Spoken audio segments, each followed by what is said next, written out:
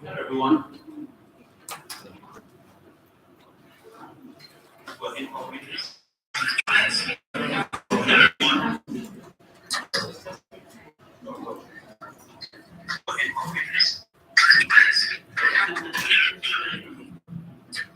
How about now? Yes, yes. Louder.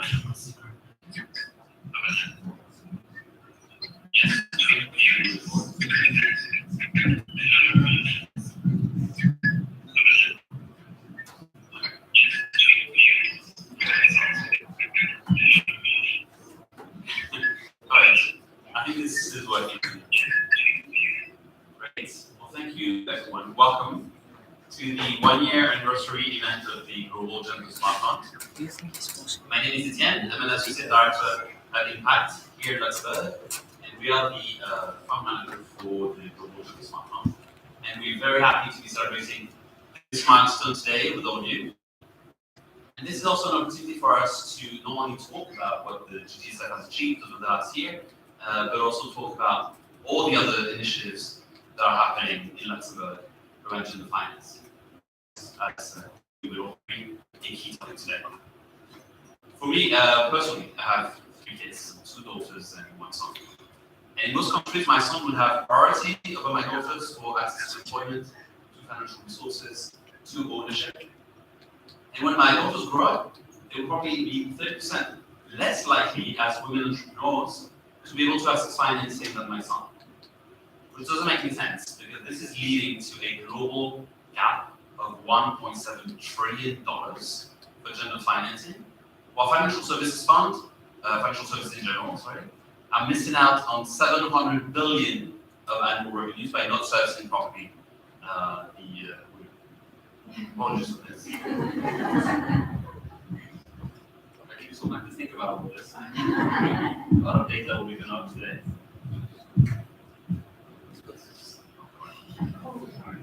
But that was working properly, wasn't it? Okay, let's continue on.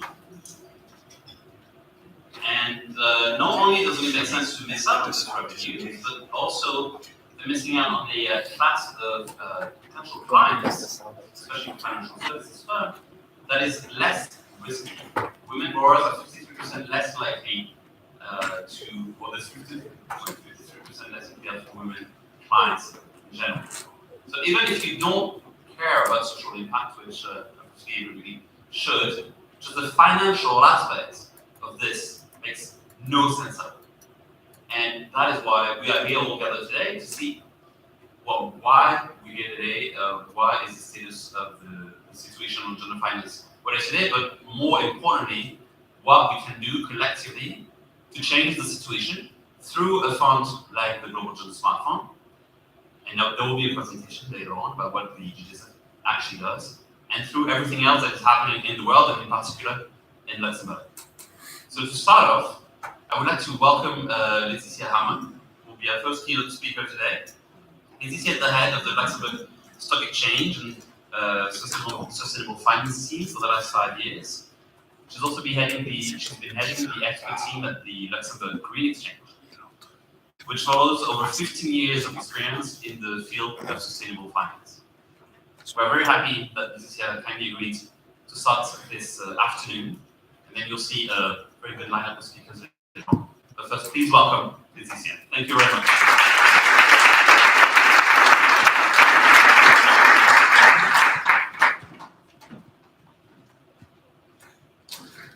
Thank you very much, Etienne, for your kind work. Thank you also for including the Luxembourg Stock Exchange in this delivery event. I would like to start by congratulating Impact, the shareholders, partners, portfolio managers, and supporters of the Global Gender Smart Fund and everything you've achieved with this fund. Financial inclusion and economic empowerment starts with women, and we would all take inspiration from the objectives of the Global Gender Smart Fund I am often asked at the Luxembourg Stock Exchange why we focus on gender finance, and to explain that, I would like to take you a few years back. In 2016, the Luxembourg Stock Exchange established the Luxembourg Green Exchange, as we call LGX, the world's leading platform for sustainable securities. Now, in the early days of LGX, the scope was very limited. It was limited to green bonds only and green finance. And then the social dimension came into force on the back of the COVID-19 pandemic, so back in 2020. So that's where we started to increase our focus on social bonds and social objectives. Now, social objectives, of course, they cover more than gender finance. But the empowerment of women and girls everywhere is often the first necessary step to advance towards social objectives. And that's what Etienne, you mentioned, when it's linked to education, employment, healthcare, affordable housing, and access to essential services. If we continue to leave half of the world's population behind, and half of its potential, I should say, it will be significantly harder to make meaningful progress on any of the and this is why we decided that the Luxembourg Stock Exchange should place gender finance at the center of the initiatives that we have. Now, some people, especially in Europe, but also in other regions of the world, which we like to refer to as developed countries, seem to think that gender equality is utopic and close that comes to us. It was a true eye-opener, actually, for me to read some of the statements gathered from students at the University of Luxembourg a couple of years ago on the topic of women's empowerment. And let me share with you a few examples of the questions that they asked only a few years ago on gender finance. Why does a minority have to dictate the behavior of a majority? Why is everything about gender? Is it that society has no problems to address and it creates problems where there's none to begin with?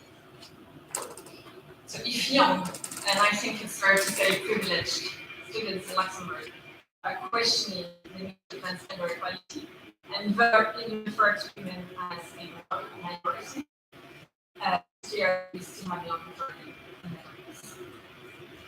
So what I would like to say to those opposing gender finance and gender equality efforts more broadly is that gender equality isn't just a women issue. It's a human issue, it's an economic issue, and it's a matter of social justice. So as we the first quarter of this century behind us, it's worth reminding ourselves that equal opportunities shouldn't be an inspiration, it should be a baseline. And here lies the power of gender finance, so leveraging the transformative potential of finance to bridge the gender gaps across the globe. And this is what drove us to partner with UN Women back in May 2022. So as we celebrate the first anniversary of the GGSF and everything that Luxembourg is doing to make finance more gender smart, let me take you through the journey, Luxembourg's journey in this way.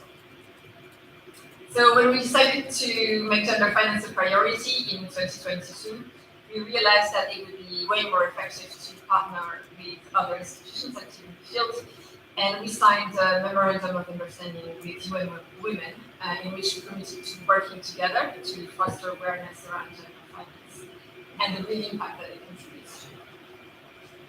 So our most important initiative at the time was to decide to flag all gender-focused bonds listed on the Luxembourg Stock Exchange and displayed on the Luxembourg Ministry. So gender-focused bonds, for those of you who are not familiar, are bonds that allocate all or part of their proceeds to projects which contribute to gender equality or gender empowerment, or bonds that have set KPIs, so key performance indicators, to reach gender equality or women empowerment. So by making these bonds visible on the AGEX platform, we make it easier for impact purchase investors to identify these such opportunities, which contribute to the empowerment of women and girls. We based the criteria for this slide on the guide developed by ICMA, IFC, and UN Women in 2021 called Bonds to Bridge the Gender Gap, which offers really practical guidance on how to use that for gender equality. Now, today on LGX, there are around 100 plus gender-focused bonds that are displayed. And we hope that by making these bonds and their issuers visible, others will follow suit. That's actually what we see on the market, and that they can also embark on their gender smart journey. As an exchange also, we have the privilege of accessing market data. And in 2023, we decided to take the temperature of the market and issue a gender-focused bond survey using our LGX data hub, that is a sustainable bond database. And analyze around 169 gender bonds with the gender lens. The most important finding of the study was the importance of post-issuance reporting. So really to protect the integrity and the credibility of gender finance, issuers not only need to demonstrate their intention to contribute to SDG number 5, but should also very clearly measure and report on the real-world impact that these bonds have on women. And that's really something that we see, a good intention, but effective contribution is less important. Now we are also working on a new market study on gender-focused bonds, which will be published after summer in collaboration with 2X Global. And we're also working on the 2X certification for gender bonds, so stay tuned. In September there will be more news. Our awareness efforts extend beyond the market studies as well. I told you that we partnered with UN Women, and with them we also produced a number of case studies to promote best practices around gender bonds. And I really invite you to go to the UN website, UN Women website, and look at these case studies particularly because they give you a lot of examples on the diversity of issuers, but also the diversity of projects that are being financed.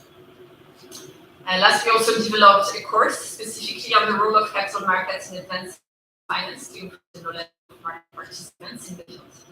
And we also work, by the way, with the United Nations Sustainable Solutions on these courses.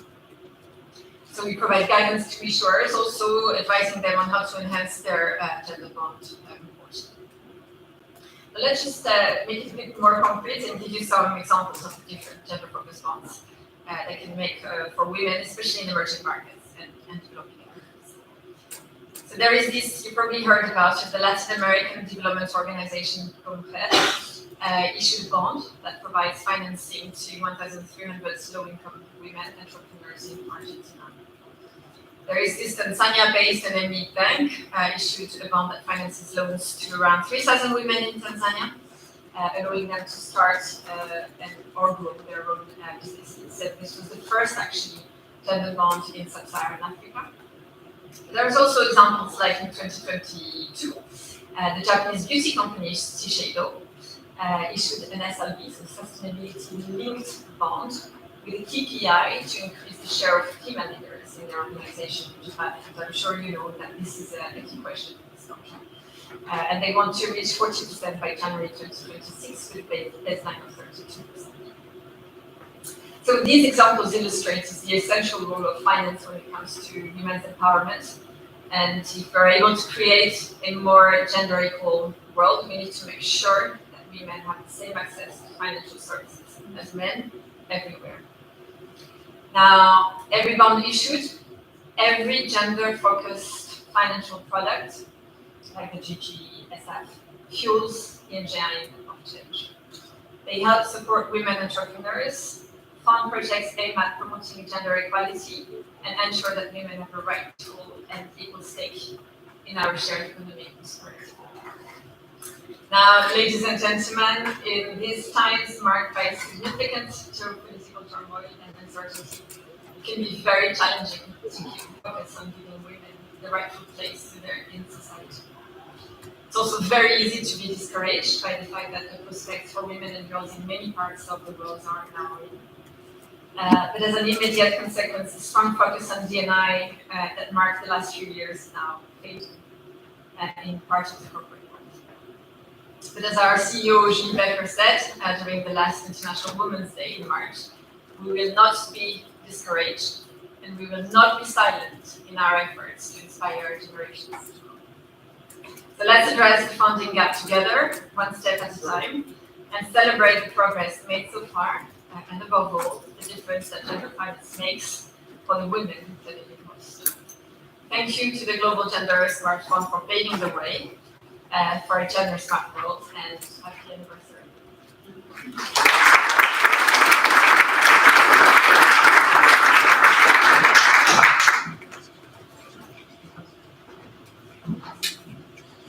Thank you very much, Laetitia, for these very kind words and for your support to gender finance and sharing those very concrete examples of where the Luxembourg Stock Exchange is doing. I could not agree more with Laetitia when she said this is not just a problem for women, it's a problem for everyone. That's why I'm here. And it's a global problem. That's an organization like 2X Global is also very much helping in addressing and measuring. GGSF was very proud among the first participants to the next phase of the 2X Challenge, which is the initiative led by 2X to commit more than 20 billion to gender finance over the next 3 years. 2X Global, being a standard setter on the field of gender finance, has set up a number of criteria that we are using, and that Laetitia mentioned as well. And to tell you more about 2X Global, but also about gender finance in general, I would like to welcome Jen Braswell.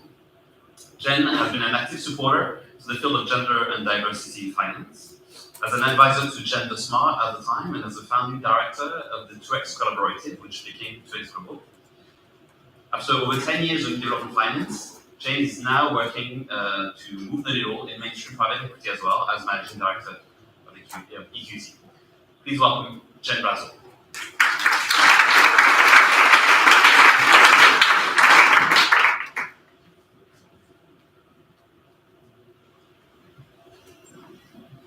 Well, good afternoon, everyone. It is my privilege and my pleasure to be here to celebrate the first anniversary, the first inaugural year of the Global Gender Smart Fund. I speak to you not as someone from inside the partnership within the fund, but as someone from 2X Global, which is, and I have been a long-time believer, and 2X Global certainly is a champion of really driving the power of gender finance. This moment matters because 1 year ago, GGSF wasn't just launched, it landed. With clarity, with courage and commitment, it became a new force to our global ecosystem, helping rewrite the rules of who gets funded, who gets supported, and who gets to lead. At 2X Global, with the guidance and leadership of the late, great Suzanne Fiegel, who I know many of you in the room knew well, we've spent years building a movement around one core truth. Investing in women is not only the right thing to do, it's the smart thing to do for everyone. We've seen how capital, when deployed with intention and equity, becomes one of the most powerful levers for change. But we've also seen how significantly the funding gaps remain, and particularly in this new era of pullback and denial of things that are focused on equity, particularly in the financial system and in the corporate world. We understand the need to provide investment capital and finance for women entrepreneurs, women-led businesses, especially in emerging markets. The barriers are systemic. Financial institutions that don't design products for women, risk models that penalize the informal sector, and outdated assumptions about what a bankable business looks like. We've talked about these issues in boardrooms, summits, and investment committees for years. But what sets GGSF apart is that it didn't just keep talking, it started doing. With now 500 million in blended finance, GGSF is not just moving capital, it's moving systems. It's reimagining what financial inclusion looks like at scale, but not with one-off pilots, but with sustainable market-based solutions. It is intentionally working with financial institutions that do commit to change, institutions that are actively expanding their lending to women-led businesses, adapting their products, and transforming their internal cultures. This is what gender-smart investing looks like when it's done with depth, not just ticking boxes, but actually changing the entire box. It's worth pausing on that, because real transformation isn't just about who gets money, it's about shifting the structures that decide how money flows and why. I've watched GGSF from the sidelines, and I've watched with admiration and as part of the 2X ecosystem. I've seen the power of alignment in action. From its clear investment criteria to robust technical assistance, this fund is walking the talk. It's helping financial institutions become not just more inclusive, but more capable of serving women meaningfully and sustainably. It also has set ambitious targets. 50-50 gender balance as a target for financial institutions amongst employees by 2033. It's ambitious. Growing the fund to more than 700 million by 2026, and also having the 150 million first loss layer. This is ambitious. This is systems changing. And of course, with technical assistance, 30 interventions annually is also ambitious. A lot of work. That's bold. That's necessary. And most importantly, it's possible. This fund is part of something larger, a global movement to center gender in finance. But what excites me most is that the impact is felt locally, in the businesses that now have access to capital for the first time, in the institutions rethinking how they serve women clients, and in the women entrepreneurs who, when trusted and funded, go on to employ others, grow their communities, and create lasting change. These stories remind us women are not just beneficiaries of development, they are architects of growth. And when you finance a woman, you don't just fund a business, you finance a future. We're only at the beginning with what GGSF can achieve. This fund is showing us what's possible when bold vision meets intentional action. It's proof, which we need now more than ever in this era, where there's been so much public backstepping from commitments to equity and inclusion, that gender smart investing is here. It's real and it's working. Despite the headlines, GGSF stands as a beacon of hope that intentional gender finance can become the new normal. But let's be clear, our work is far from done. We need more funds like GGSF. We need more institutions to adopt gender smart principles. We need more investors to understand that returns and equity are not in conflict. They are, in fact, mutually reinforcing. So, to the GGSF team, to your partners, and to every investor who believed in this vision from the start, congratulations. You are not just building a fund, you are building our future. And to all of us in this room, let's keep building. Let's keep pushing for more capital, more accountability, and more courage. Let's not just follow the path GGSF is charting, let's expand it, replicate it, and scale it across sectors and regions. Because when women rise, we all rise.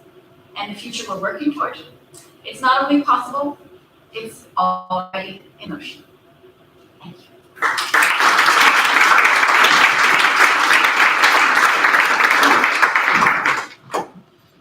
Thank you so much, Jane, for also this kind words. It's really great to see the vote of confidence that we're receiving for the work that we have done with GGSF. Of course, we feel that we've done amazing things, but it's great to hear from other people as well.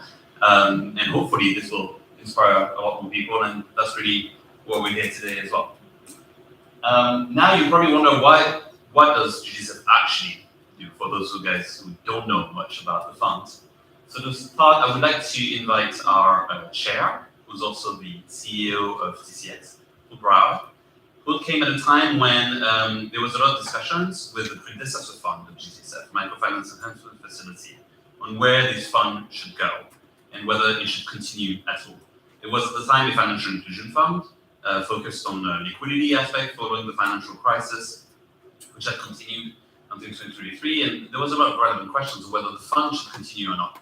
And Hood could have come in and said, look, this is it, that's it, we've done what we could, there's nothing to be gained from this anymore. On the contrary, with all the discussion that we had, Hood was a very big proponent of this gender strategy, and to make sure that we've implemented it in but we'll let him tell us a bit more about what he's thinking about this whole gender. Please welcome Hood Braswell. Thank you very much.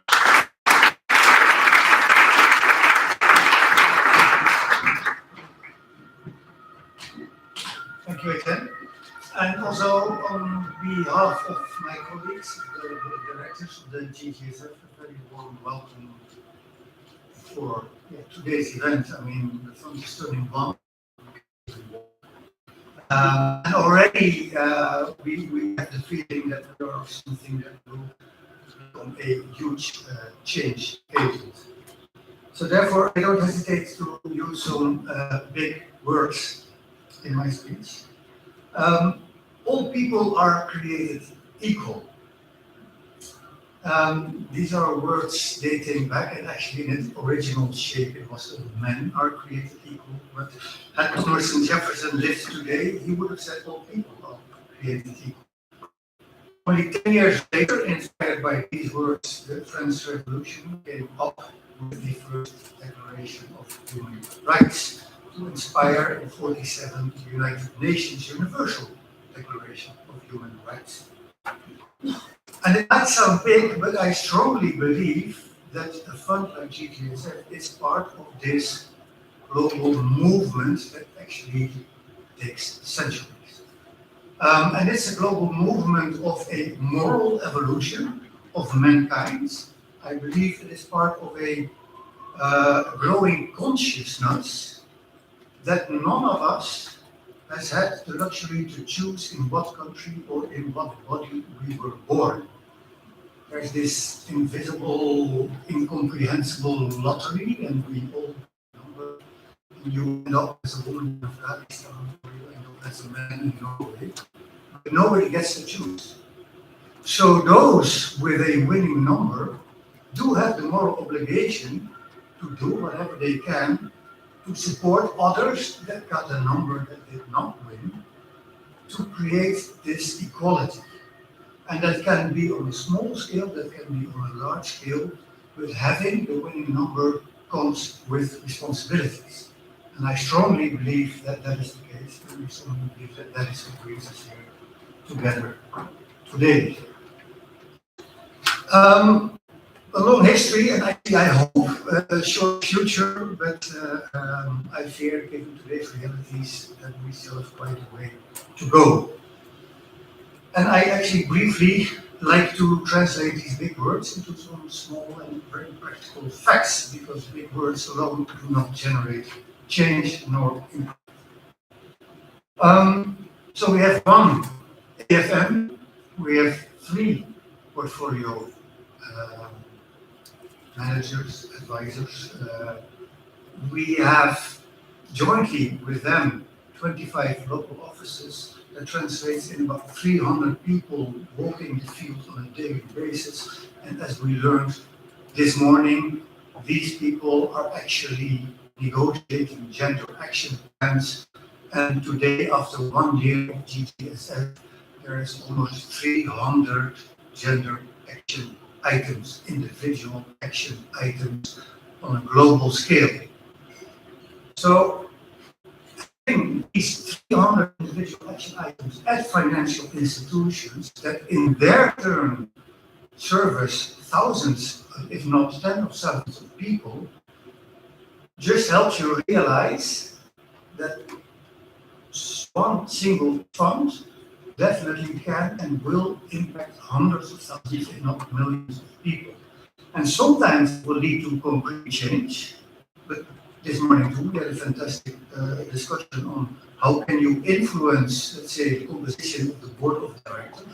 And well, as a lender, quite often you can't, but you can put it on the agenda. And just by having it on the agenda and having it be an item every year again, you help create this growing awareness that today's inequality is not natural and it is not the way it's supposed to be. And these are small steps, but all these small steps feed into this long road towards equality. 2 of the other, let's say, examples that came up this morning were technical assistance related or support related. So whether it's a gender-based violence awareness training, MFI in India, or a women entrepreneur, coming together, a women entrepreneur in Mongolia. These are these small but very practical changes in the world that the GGSF, through its partners, is realizing. So, I think going back to the introductions, that all people are created equal, and I think here in this room we all hold this truth to be self-evident. I think I can say on behalf of the board of directors, for us, it's been a privilege to be part of this journey. We're looking forward to the future of this journey, because one of the most inspiring outcomes this morning was, the question is no longer, is there a future for the GGSF in terms of the amount of business and the impact that we can create? No, the problem now has become, can we get enough funding to feed the fund? And yes, that's also a problem, but it's a good one to have. So for the GGSF, and let's say, and the entire ecosystem, the challenge on us is now to get access and realize that this funding will come and help the fund to create more impact in the years to come. And I thank you for your attention. And Etienne, you can show us even much more of the impact that we have realized in Braswell.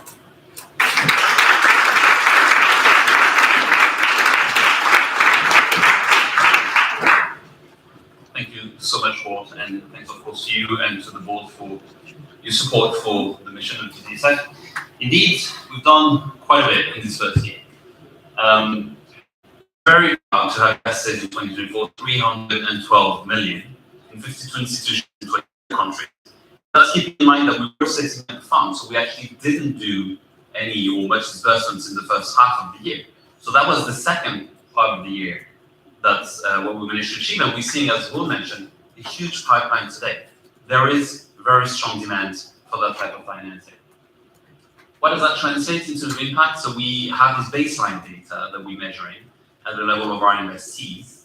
And we can see here today that our existing investees, so the ones that we currently have before they've ever implemented any type of gender action plan, already have in aggregate 30% women on PFI boards, which, by the way, is also the case for the fund itself. We have 3 women out of 5 board members. That was also an important aspect of the structure.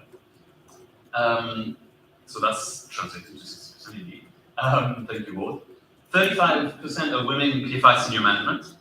By the way, when we refer to PFI, that's partner financial institutions, because the fund provides financing to microfinance institutions, but also to banks, leasing company, etc., in order to cater to end borrowers, which are micro borrowers, and small and medium enterprises. Actually, more the micro and small enterprises. That's what I should have started with. So this is, for those who don't know anything about GGSF, this is a debt fund in global emerging markets. And so for all these institutions, 60% of their borrowers are women, or women-owned and women-led MSMEs. And just on the senior management aspect, the studies that were done that showed that in the emerging market, only 11% of investment professionals are women. So this is already quite an impressive result. And in terms of outreach, in terms of pure number, those financial institutions employ over 70,000 female employees and serve. The GGS financing has been able to direct financing towards more than 320,000 women clients. By the way, that's just the number of women that we are attributing to our financing. So when we're talking about the actual impact of those financial institutions globally in terms of the total amount of clients, then we are reaching the limits. And this would never have been possible without the power of collaboration. And I think that's something that we all very proud of with this structure, which is sometimes might seem a little bit complicated, but you will see that actually this is what is helping us to harness all the best practices and the major impact that we want to have. First, starting with our shareholders, without whom none of this would have been possible. We're very lucky to have shareholders who continue to believe in the mission of the fund. So the Ministry of Economic Development of Germany, the Bank of Development of Germany, KfW, the International Finance Corporation, the Austrian Development Bank, and the government of Sweden. We were also very happy to welcome private note holders to increase the leverage of our founding shareholders and increase the impact of the fund with MNG, GLS, and ESN, and we hope to have a lot more coming in the future. Now to the structure itself. So this is going to be a little bit complicated, but bear with me. There's quite a lot of people involved. So here you see the fund, right? So with all the shareholders. Now, you might be wondering, like, how do we split the work? So at Impact in Luxembourg, we are the AFM and global portfolio manager. So we have the view over the entire strategy. We manage the relationship with the board and with the investors, and we talk to our portfolio managers in COFIN, Responsibility, and Triple, who all have representatives in this room, by the way. So feel free to talk to them after doing the coffee break and the drinks. They are the one on the ground bringing the investments in. They are the ones talking to the financial institutions, doing the gender assessment, talking to them about the gender action plans, and really rolling out the investment of the funds. And what's great is that we've been able to collaborate with all three of them to jointly make sure that this strategy that we have, this ambitious impact strategy that we have, actually works in practice, following their own experience, which is very extensive, as they've been doing investment through financial inclusions for many, many years. We also have, of course, service providers for the funds, so all Luxembourg-based.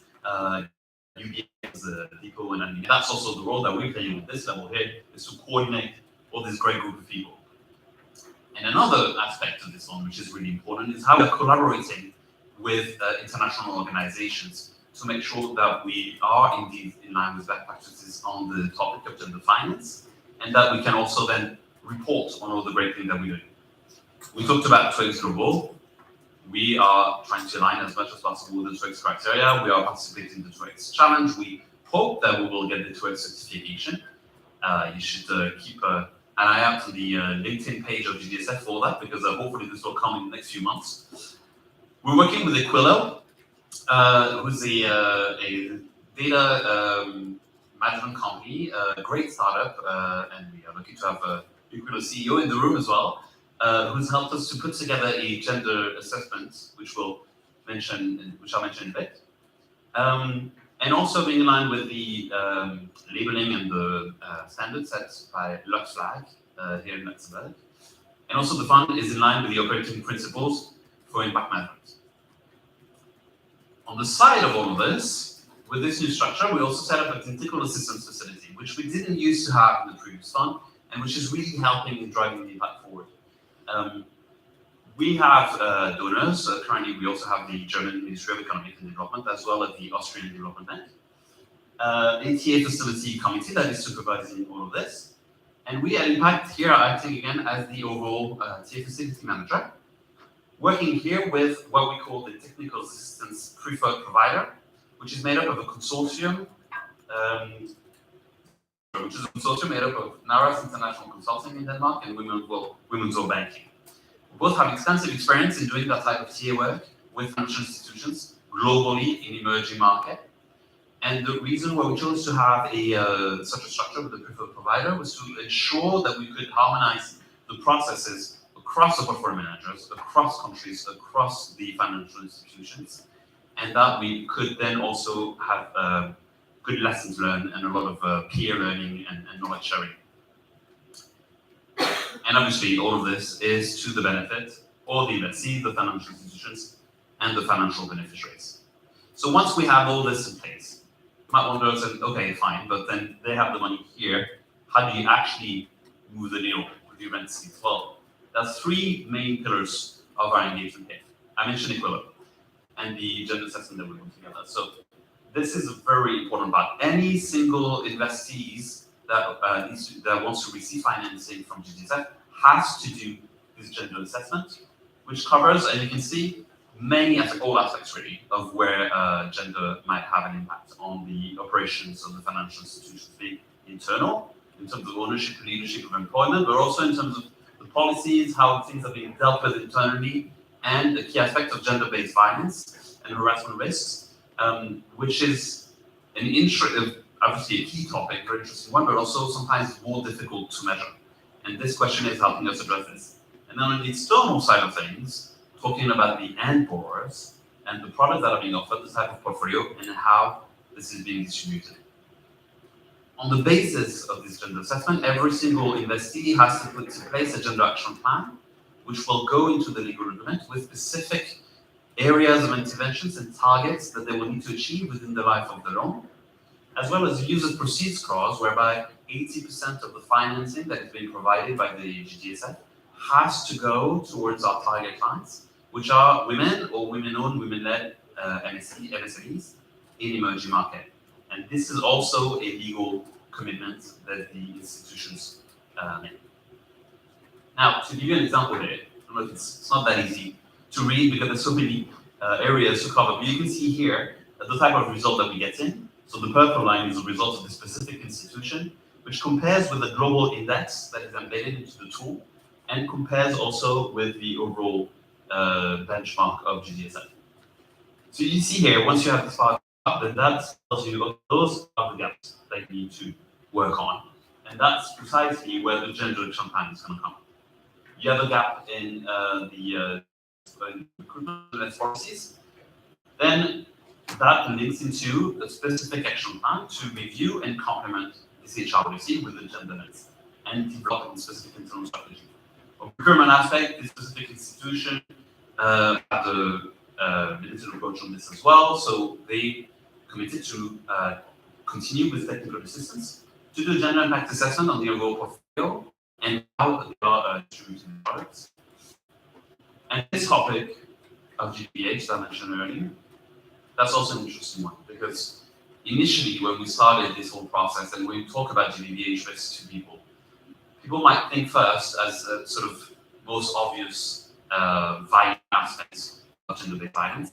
And they tell you, well, actually in financial institutions we don't have that. Like people are not being violent to each other and particularly not to women. But it actually goes into a lot more details of how things are being done and what type of interactions people are having on a day-to-day basis with internal staff or externally with the clients as well, and how that this can be improved. And in this case, this institution realized that they're there to address it. So they design or they commit to design a comprehensive training program focused on the prevention of violence against women. So that's what we have today, all these gender action plans. So we will be measuring this over the years on an individual basis for every single institution to make sure that they are addressing the target that they set themselves, so that we can also see progress at the fund level. And I was lucky enough recently to go to a microfinance conference in Georgia, where I was able to meet with a few of our clients, and I will let them tell you a bit more about what they've been doing, why gender is important to them, and how the GGSF is helping them in doing this. You have a question, Helen? Yes, of course, actually. Please. Gender-based violence, which Harassment. Yeah, thank you for pointing this out, because indeed we are used to all these acronyms all the time, and then it's not the case. But very good point that you made. So questions are more than welcome, and this is a lot of information that we didn't realize. So if there are questions, any questions at this point, I'm more than happy to answer them. But by the way, after this video, so we'll hear from the clients, and then we have a panel with our portfolio managers where I'm sure that will also answer some of your questions. Let's hear from our investors, and then we will come back.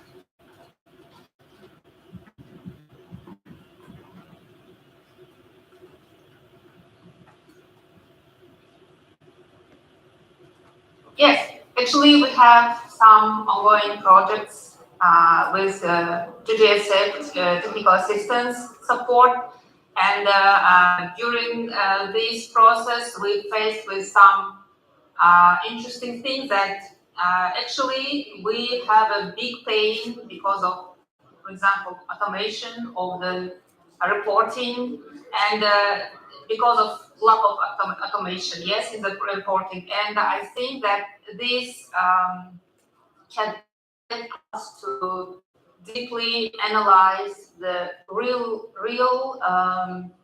gender needs, real needs of the women clients. So what is the best from the GGSF consultancy, that they try to find the best solution, best option for the company, and this is very helpful for us because they try to understand our main weakness. They try to create the better way to achieve this goal. Yes, it's very, very important and very helpful for us. Usually, women are actually slightly better clients on average. Statistically, from the scoring perspective, from the relationship perspective as well, they are more disciplined, more organized, more straightforward.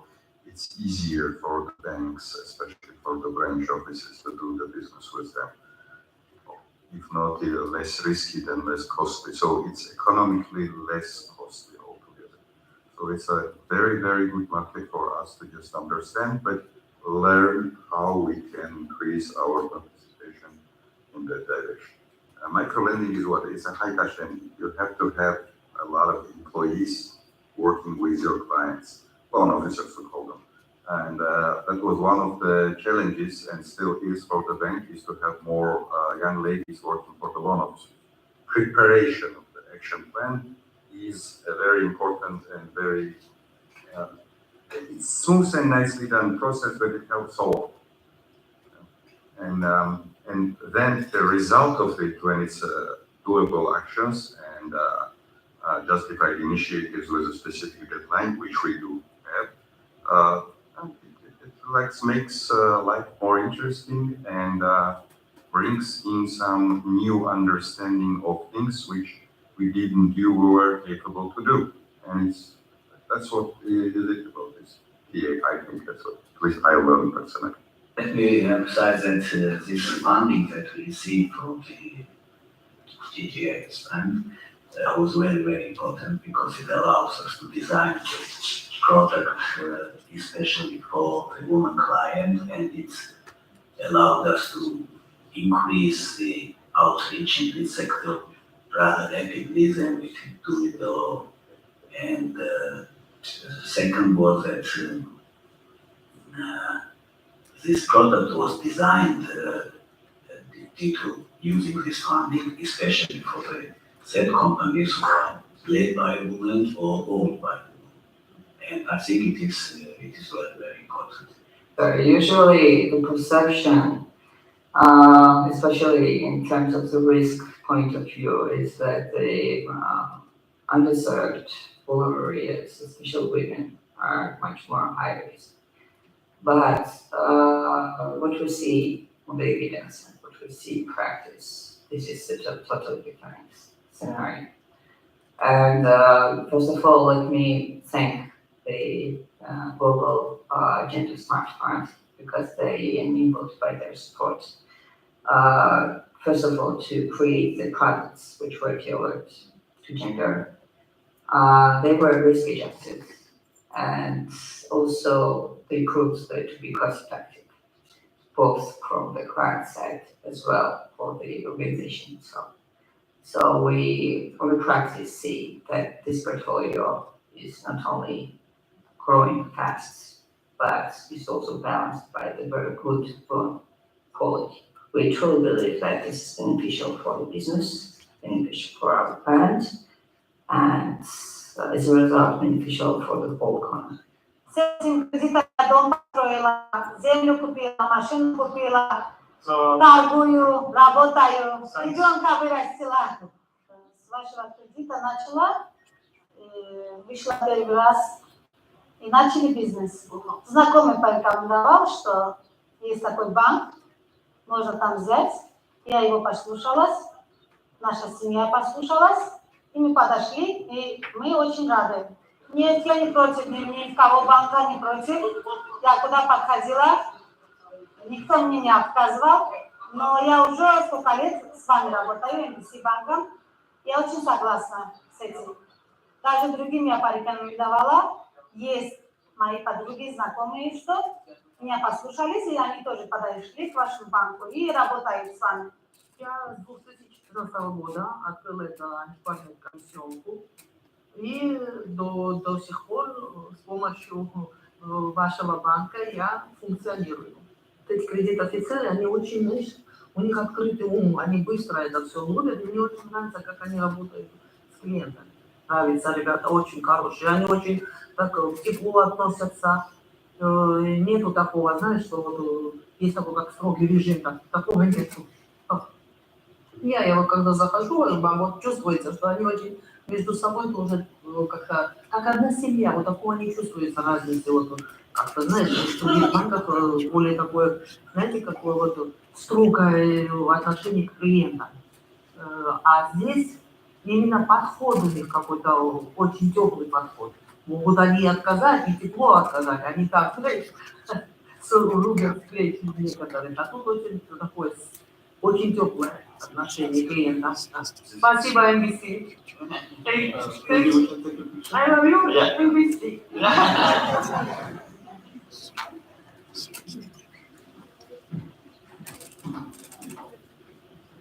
That was really enjoying it. Thank you to the bookroom matters for helping in organizing all this. Speaking of the bookroom matters and building on what we've heard today, we're now going to have a panel conversation, and I'd like to invite the speaker of the panel on, and also just the set up the meeting. So I think one thing that was really interesting here, especially for the women client at the end, is how they felt that they wanted to make it data. And that's it. Sorry about that. Do I need to repeat everything? Or Alright, so what I was saying that what I thought was very interesting with this women clients is when they said that they felt more welcome in this bank specifically, that they had to do a number of openings. And that seems like an obvious thing to do. However, it doesn't seem to have been implemented by the other banks. So that's the type of thing of soft changes that we're trying to implement here as well through a thorough gender assessment, trying to see why do you not get the women client that we have. Is it because your products are not adapted, or is it because the services that you're providing are not adapted, or the way you're doing it? And that also links back to all this question of GDPR, etc. Those things that we may not be able to see which actually is super important to make sure that the service provided to women is adapted. So to talk a bit more about it, I would like to welcome the portfolio managers. So Noemi Renier, who's the partner and head of debt at Incofin. Yari Young is director of financial institutions at Shuffle John. Rudra Roy, who's the senior investment officer at Responsibility, and Nawal Alal, who's the GGSF technical assistance team lead for NARAS International Consulting. Now we'll have the pleasure.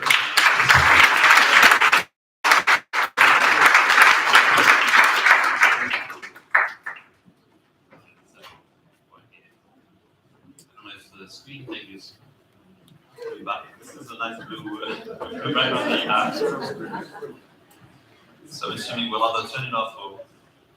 Alright. Actually, I didn't think through where I would be sending myself. Thanks. I hope this is better. Yes, please. Thank you so much. Alright. To discuss a bit more like how this is being implemented in practice and what are you guys doing with the investees to make all of this work? So, thank you very much for accepting to part of this. We'd like to start with the highlights of the vision behind GGSF and the impact that you can have through a fund like this one. So we'll start with a Noemi from Incofin. Because Incofin, well, all of you three, but let me just direct this question to you. You've worked long in inclusive finance, right? So based on this, and you worked with MEF as well, how do you now embed a gender smart lens into the sourcing and the diligence compared to, I guess, a more regular, let's say, financial inclusion method that you have had in the past? Thank you. It's interesting that you refer to the 20 years of experience in microfinance institution working with women, because for a long time, we have proven in the microfinance sector that reaching out to women was social pursuit. And I think that's one of the main elements of GGSF, is that the fund recognized that reaching out to women was not enough. Women needed women just to be certain that woman doesn't come as one woman, but many different types of needs that needed to be addressed. And that's the basis of how we design the new strategy together, co-create this new strategy. Implementing a gender lens is a journey. This gender lens has been sharpened. I think of him, we have continuously improved the way we look at women. And today, I think the beauty of GGSF is also the tools that have been built together that allow to set new benchmark, but also to speak a common language around. Etienne showed the different approach, the different areas that we look at when we assess gender during the due diligence. And so we look primarily at 3 dimensions. It all starts with the intention, the intentionality. What are they trying to achieve and why? And then is how do they implement it internally and externally with respect to the product that they design, how are they addressing the need of women, and then the internal part, which is how do they include within the organization at all levels of the organization. That's how we implement gender lens on the ground. Thank you, Noemi. And now turning to Rudra from Responsibility, you guys also same like the others, but directing the questions to you. You operate in very diverse markets across the world, right? So taking this into account when embedding the gender smart strategy, how do you adapt to local realities of the market that you work in? Thanks, Etienne. I think that's a very important question to address. So, as you heard before, the mission of the fund is to support financial institutions with what the current baseline is. So the fund adopts a forward-looking approach rather than exclusion approach of selecting financial institutions to work with. Also, it does not say that the financial institutions need to achieve a certain specific target level over a period of time. In fact, in the set gender targets in the action plan, after extensive discussions with the financial institutions, it is broadly a function of 3 factors. What the current baseline is, what is the tenor of the loan that we're giving to them. So longer the tenor of the loan, the more work can be put in to improve gender performance, and hence a higher target can be set. But thirdly, and most importantly, the local realities and constraints of the operating market need to be factored in. So let me explain this with the help of a hypothetical example. Let's say we're engaging with a financial institution whose share of women in the workforce is on the lower side. This institution, let's say the country X, is on the lower side at 20%. But this is also in line with the industry average. Now, while the fund wants the institution to have gender target ambitions which are significant in nature, we won't ask the institution to go from 20% to 40%, let's say, over a period of 3 years. Because every incremental improvement over the industry average will take a lot of effort. So we understand that. Also, it's very likely that the institution will not agree to such a target. So in such a case, we probably ask the institution to go from 20% to 25 or maximum 27, 28% over a period of 3 years, which is still meaningful, which is still ambitious. It probably propels the institution to the top quartile of performers in that particular industry in the country. But it also falls within what is reasonably possible for the financial institution to achieve. The other way in which understanding the local reality helps is that we try and figure out what are the underlying problems causing the specific gender gaps that have been identified. So staying on with this same example, there could be n number of reasons why there are low share of women in the workforce for that financial institution. Right? After extensive discussions with the institution, we figure out the primary reason is just a low share of applications from women. That problem could be solved partly through the institution marketing itself better as an equal inclusive organization. Maybe job descriptions can be made more gender inclusive by incorporating more gender neutral language. But if the underlying issue is completely different, let's say the issue is not a shortage of applications, but a higher rejection rate of female applications, right? Then the solutions are completely different. Then you would probably conduct unconscious bias screenings for your hiring managers. You will try to make the recruitment process more objective in nature. You probably ensure that there is a gender balanced recruitment panel for every hiring. So, two ways in which understanding the local context helps. It helps us to set gender targets which are ambitious but also reasonable. And also it helps us to identify specific problems, the underlying root causes that cause those gender gaps, and identify activities that the institution can take to solve for those particular gender gaps. Thank you. Thank you, Rudra. And so naturally, you are taking into account those specificities and the challenges that you might be facing when designing the gender action plan. Did that require a shift in your strategy when bringing in the investees to start with, to try to look at your network and your pipeline to find the right investee that would fit with the gender smart strategy? Is that something that has required a change in approach altogether? Yeah, thanks, Etienne. And I think actually the honest answer in the first year is maybe not enough.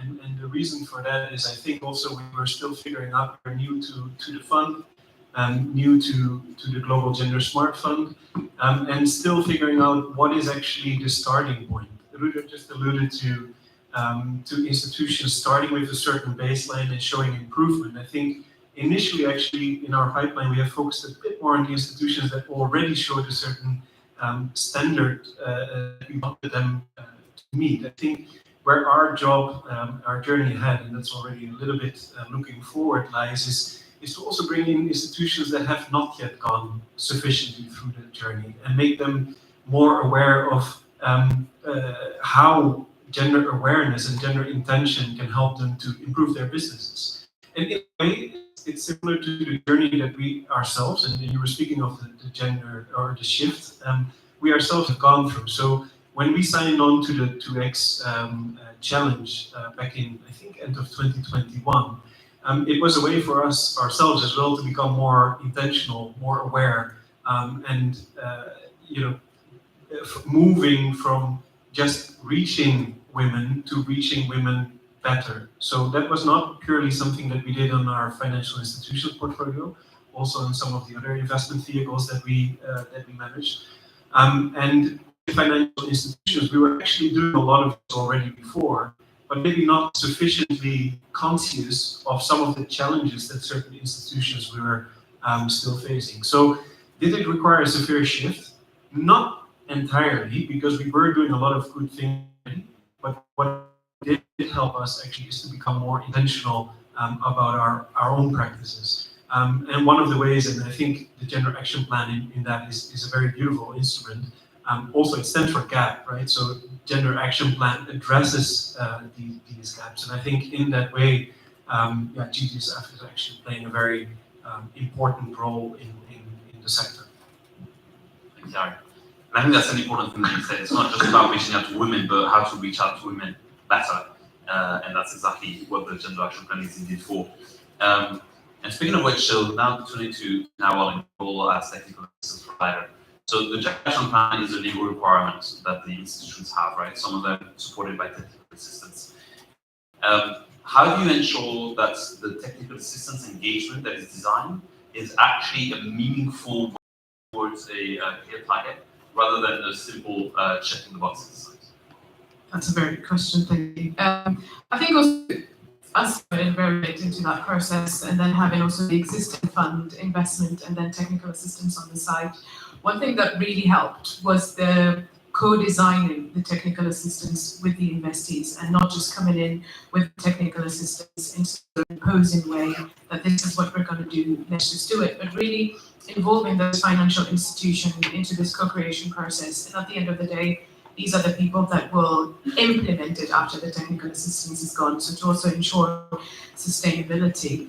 And there are two very important reasons for us why this co-creation is actually important. The first one is creates ownership, but also relevance at the same time. And we've had a very good case where we were supposed to work on gender-based violence policy. I suppose you remember Rishi, and when we started all of those discussions about co-creation, discussing it with the departments, we realized that such a policy existed already. But apart from HR, not a single person in the financial institution knew about it. It was developed part of a different technical assistance a couple of years before, and it sat on a drawer like policies do usually, especially gender ones. So what we refocused a little bit was to support more on the implementation of that gender policy, how to create a roadmap and how to ensure that there is awareness raised among the staff, but also how to ensure that they are trained onto how to prevent, but also respond to those cases. Similarly, an important point of this co-creation is the timing. It might seem silly, but a technical assistance that comes a year before or 6 months before might not achieve the impact that we want to achieve. And again, turning to you, Rishi, a case we've had was that the financial institution was undergoing a shift, transforming from a fund to a mini bank, something that we were not necessarily aware of at the beginning. And then we had a whole timeline for that training, and then realizing as we started discussing it that they had applied for this mini bank license, which means that the staff was busy doing something else, and then anything we train them on will be archived as part of the fund and not necessarily relevant for that mini bank stage later on. So these are the two main points, I think are super important, and why involving financial institutions very early stages in those discussions really help shape the whole technical assistance and work on it. Thanks, Hamon. And I was saying with you, actually, so we talked about what we want to do, right? But obviously there are challenges, right? You mentioned co-creation is super important, but you might face skepticism, right? From some of the institutions, maybe they just think that this is really not what we want to do, or this is not going to change anything. So how do you address that type of thing? How do you change the mind of those financial institutions who may not be fully there yet? I mean, I think I would like to start by acknowledge that we're seeing less and less of these cases, and also give credit that it's not. It used to be way more.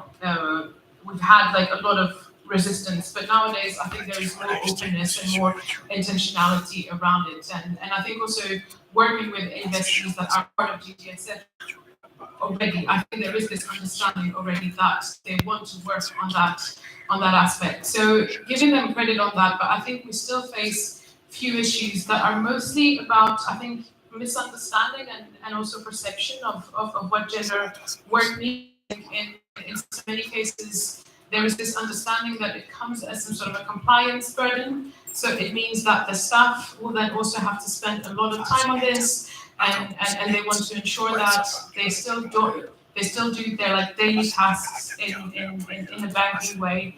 One other form that we've seen actually quite recently, which we've never encountered before, which to me is quite funny to be honest, is that we see senior managers, especially men senior managers, that want to be part of individual interviews with women staff when we have these data collections, just to ensure that whatever is said basically still remains within the frame of like what the bank can communicate about and what the institution can talk about, still being considered as outsiders, I suppose. But I think the underlying issue here is that, I mean, even if they present it as them just ensuring that there is an equal way in between male colleagues, female colleagues, I think the reality comes from this fear of like, what is it that's going to be said about the bank from a woman colleague, which I'm sure that they won't have that same fear if it is a male colleague, for instance. But I think for all of these, it's there are very, very easy fixes in a way. I think we need to be clear from the beginning, really explain the whole process. What is it that we're going to do? When are we going to do it? And also explain that these interviews, for instance, in this specific case, are a mean to an end and a tool to have a specific solution that we're going to work towards together, and not just as technical assistants against the financial institution, but really working together to achieve that objective, which is also the financial institution objective. So these work, but of course it's a case-by-case situation. Changing countries also means that culture change. Sometimes there's the spoken language, and spoken language is also taken into account all of these differences. Thank you. Thanks, Hamon. So we are getting there, but there's still difficulties, right? And next, when you come in usually with the technical assistance, as you mentioned, those are already sort of in line with getting GGSF financing. So if we take it back again to earlier to you, Noemi, when you're building your pipeline and you're facing that type of challenges with the early stage conversations, like how do you onboard a client like this, where you might have this example, right, of the male senior management wanting to control everything that's said about gender issues within the organization, for instance? I'm tempted to just answer, don't patronize. I think that would be the short answer, but the long answer, I think, is you mentioned ownership. And I think that's very important, is to get to this ownership of the gender action plan. You need to meet them where they are. So we are tempted to look at our own perspective, what we consider gender smart, or to be in the cultural norm, and to work against the cultural norm. I think what we need to do is to work with the cultural norms. And that is critical if you want to influence the system. And that's what we want to do, is we don't want to change the system, but we want to influence them. We are having this morning conversation at the board level as well. I'm looking at Jordi if I can discuss. No. And where do you put the target? Is it? No, but where do you put your target? Is at the board level, but where do you influence the system? And that's a conversation that we have with our investment team as well. So they look at the gap across the organization, the representation of women from the ground to the top. And the loan officer that will thrive at best will become future branch manager, and they will be the pool of next head of credit, becoming C-level, and they become a pool of board member, and that's how also you can influence the system in the long term. Not just, I think you need to have one board member now, female immediately, but within 1 or 2 years she's ejected. we always say that we need at least 2 voices of women so that they are heard, and I think that's very important. Just putting one voice in the board may not be enough. So how we look at it is we look at the level of the organization. Take my.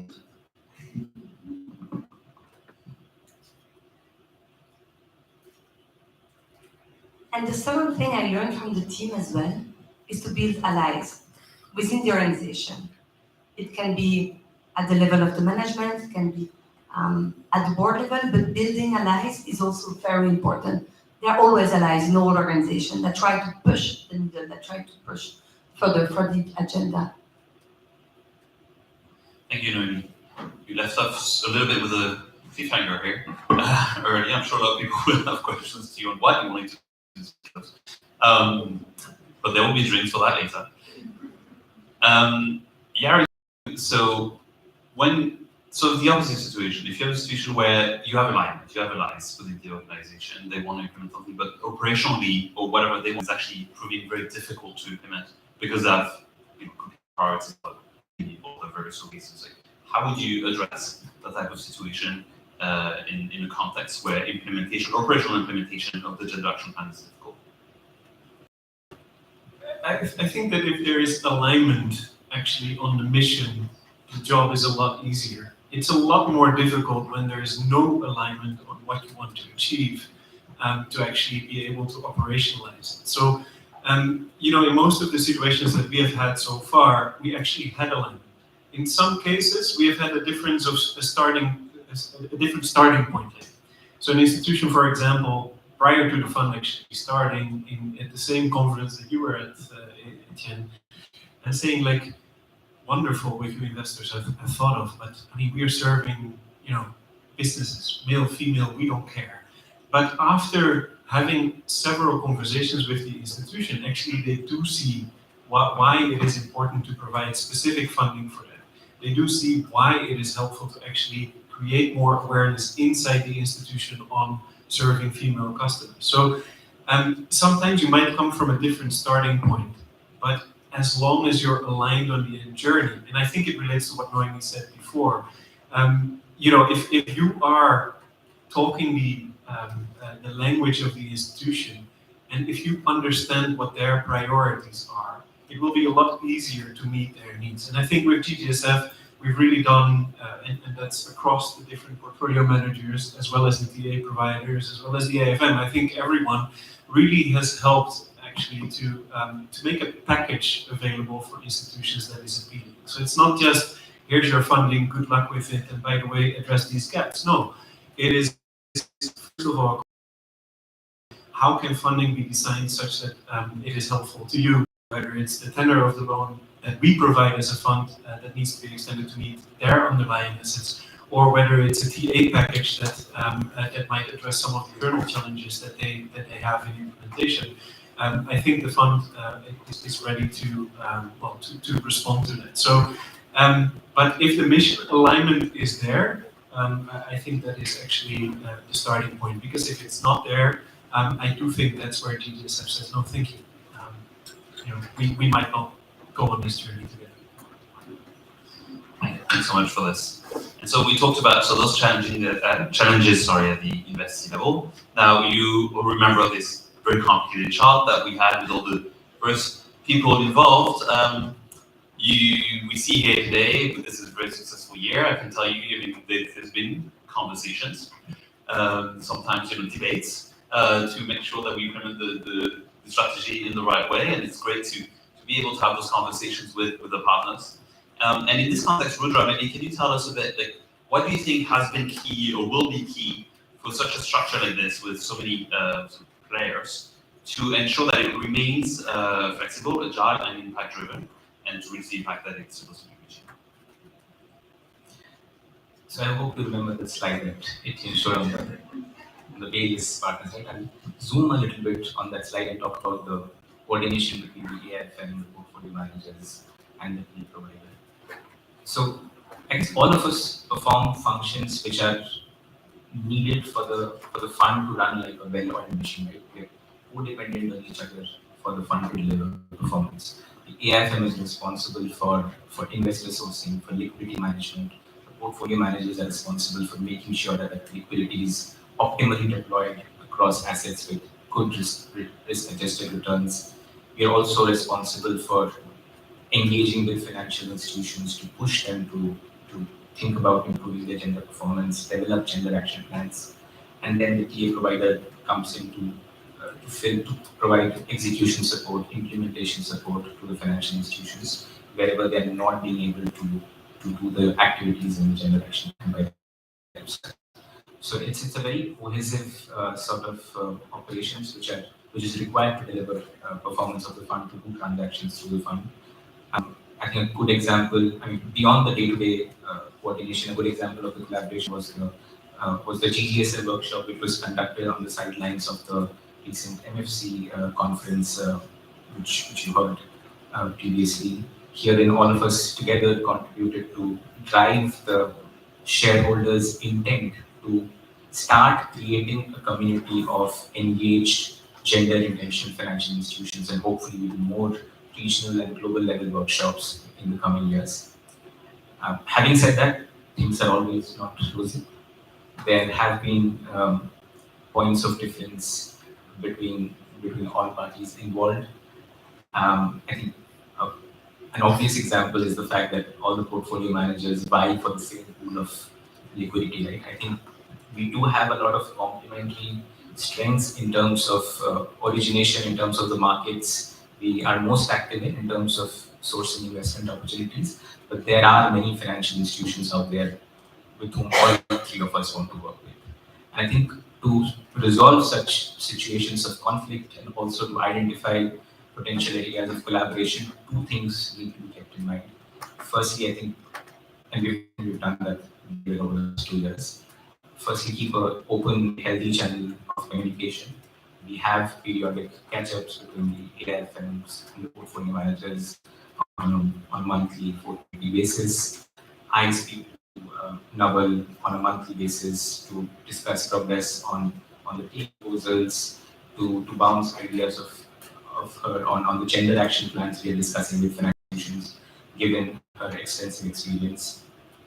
And also, I think we do reach out to each other often on an ad hoc basis. I can write to Noemi at any point of time. Yadi can write to Naval. Again, we don't like so much, so we don't too much.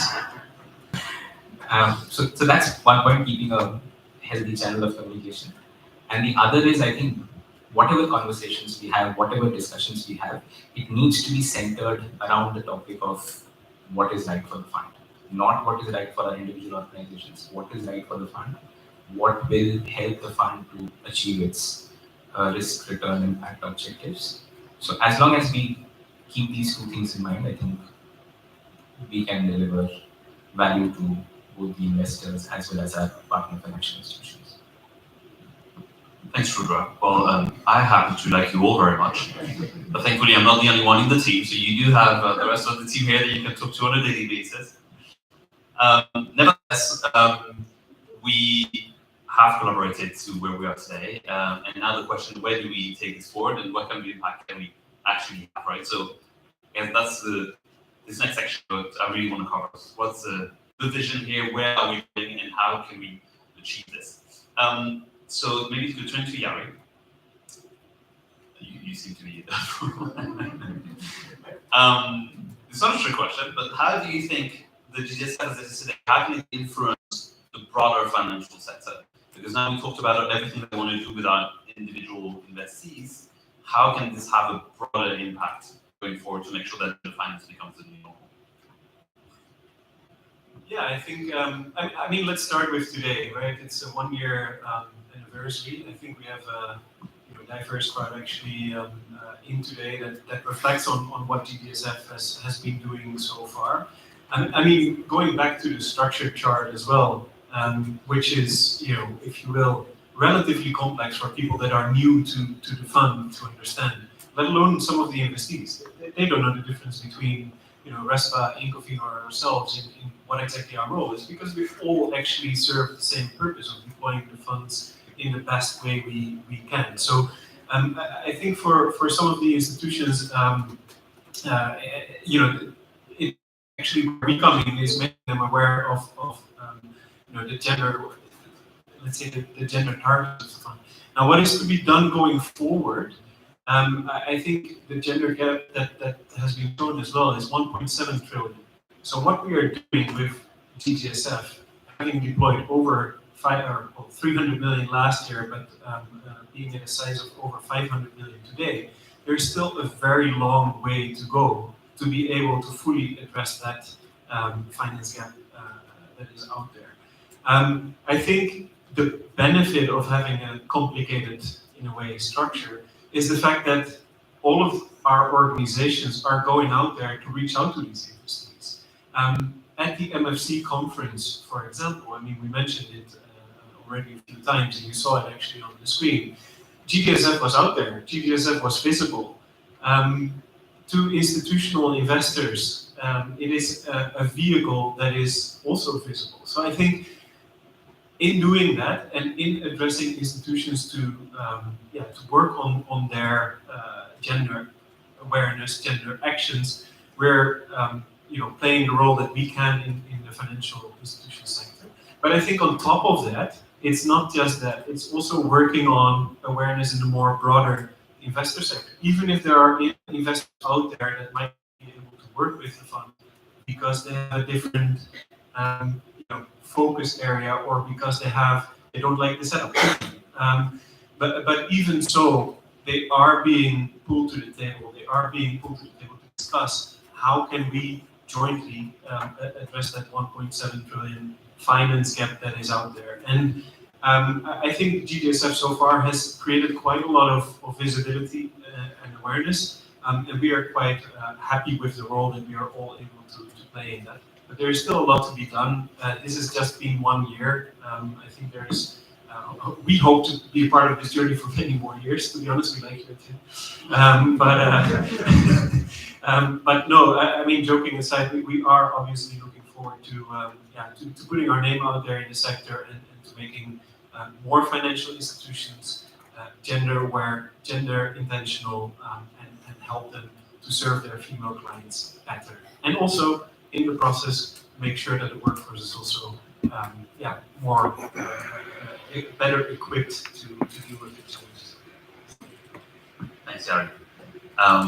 And turning to Rudra, so building on this, maybe if there are other aspects that you might think of to make it a bigger impact. And one example I have in mind is, for example, blood exposure in India, which is a country where we have a specific country maybe given the size of the country itself and the number of institutions there.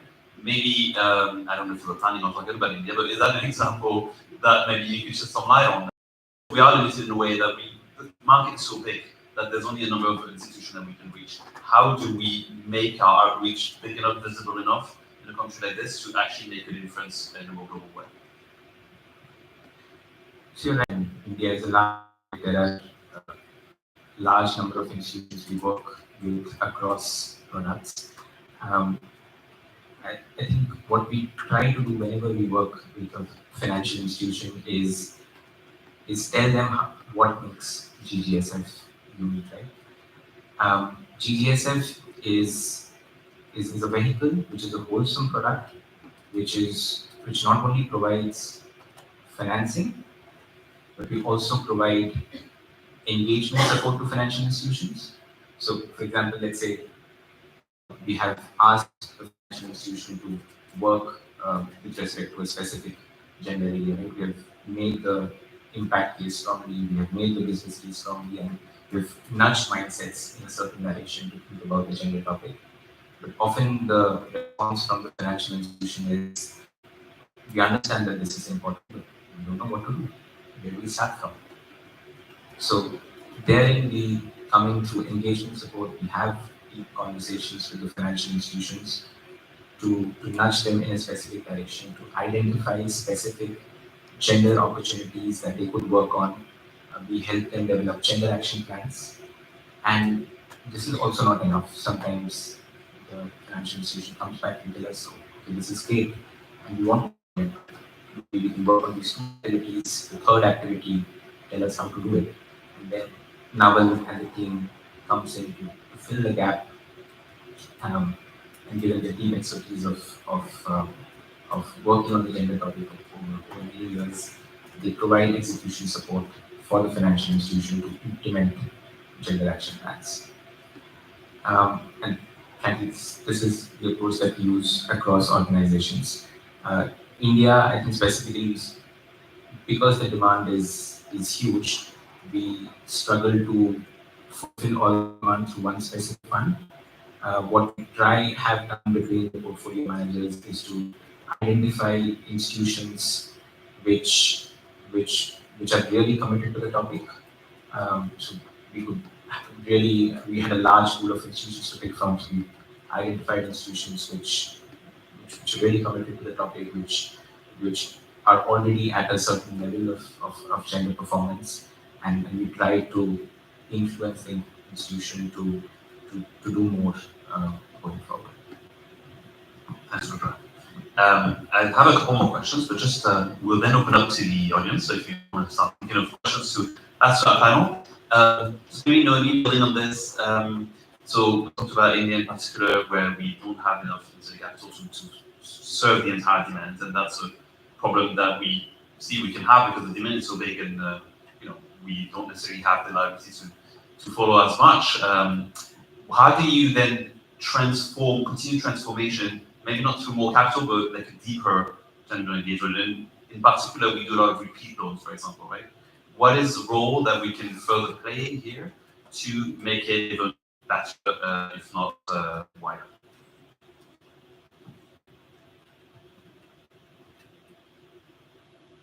I think it's all about data.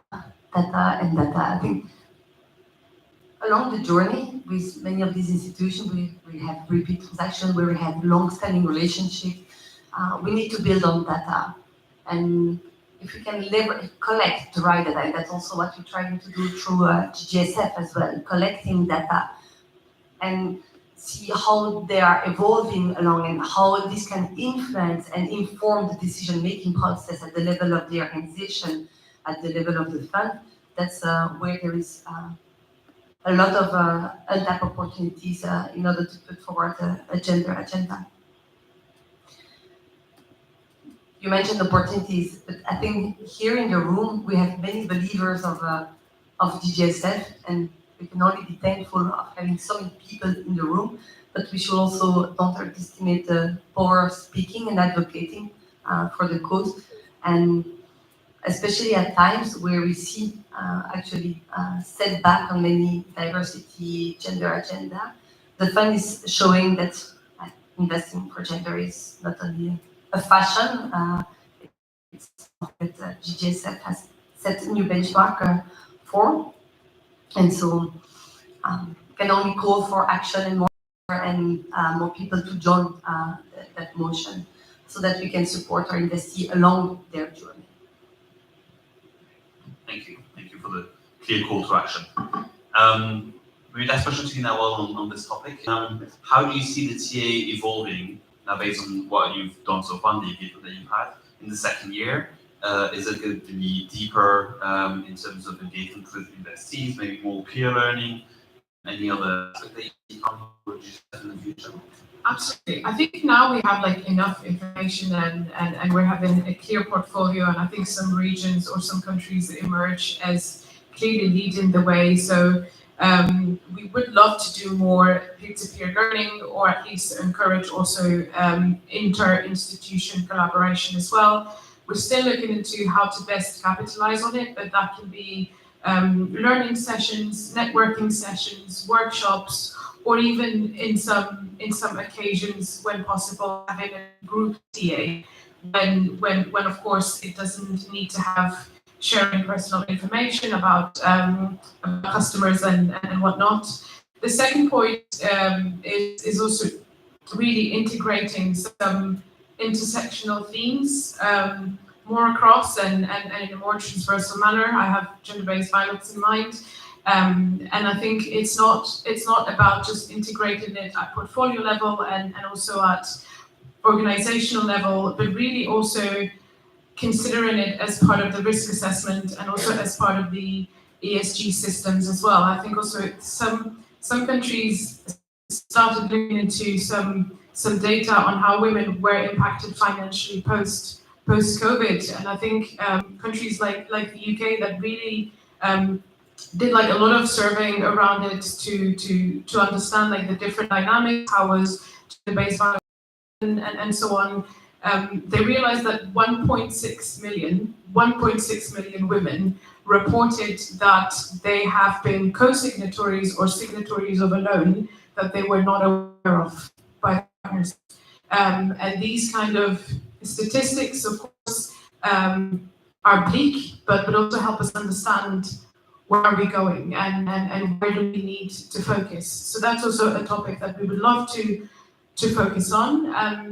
That being said, mentioning both, I think it's also important to remain attentive to any different emerging trends and also adapt to it accordingly. At the end of the day, that's what it is about, right? Supporting as best and without necessarily disturbing the whole system put in place by the financial institutions. Thanks, Hamon.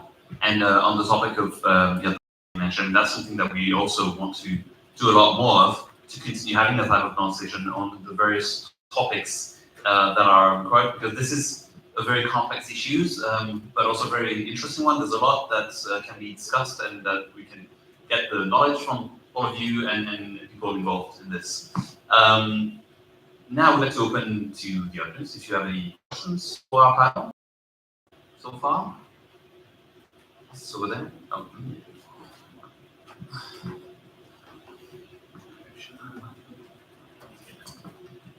Kajan from Impact. Thank you for the interesting insights. I was wondering, maybe to Usha, when you do the in-depth analysis into the root causes of gender inequality in advice, do you also collect statistics about men with families who are taking the parental leave, or what kind of support those organizations provide to the men also? Because you know, from developed countries, actually, the real challenge now is at the level of men and women with families rather than young men and women straight out of college. Now that we have more women graduating and so on, and we all know that we need men to be supporters of the next level of equality. And also to be role models for the next generation of young men. Sure.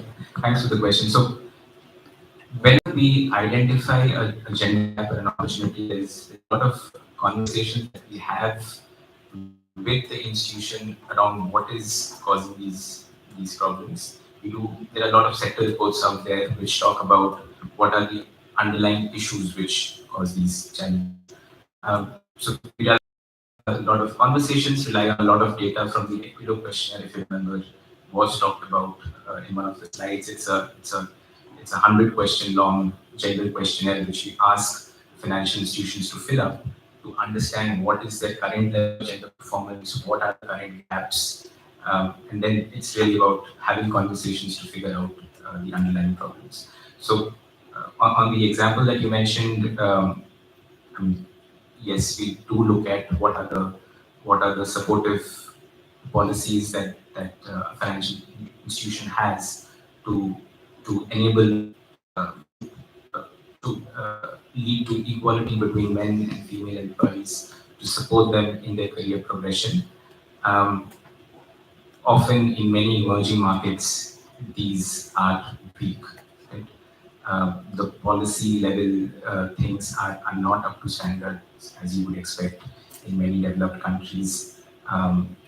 The policies to support women in terms of, so if you get the data, it's like attrition rate for females versus males, promotion rate for males versus females, there is a sizable gap. And one of the reasons contributing to it is that the policies that the institution has are not equitable between men and women in those organizations. It's about having a conversation with the institution in that aspect. asking them to think about this. I think the first step is to have at a very foundational level gender equality policy or a DI policy framed. I don't think the problem is that the institution is not willing to work on such a policy document. It's about making sure that you give them the right nudge in that direction.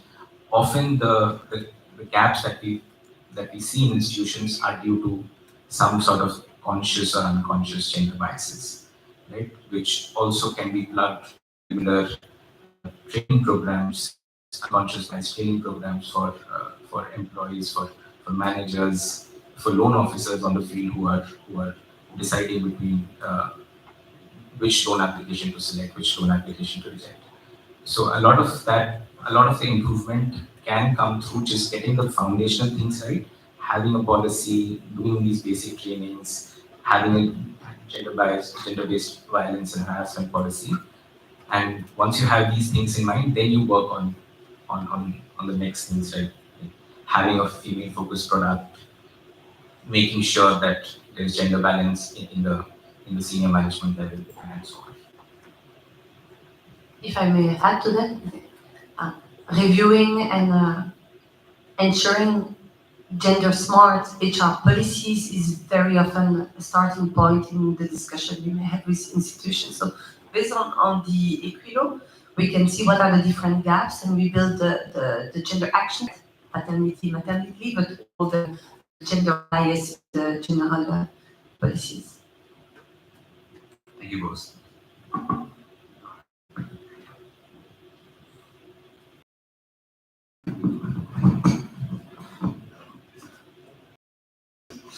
Thank you, Etienne.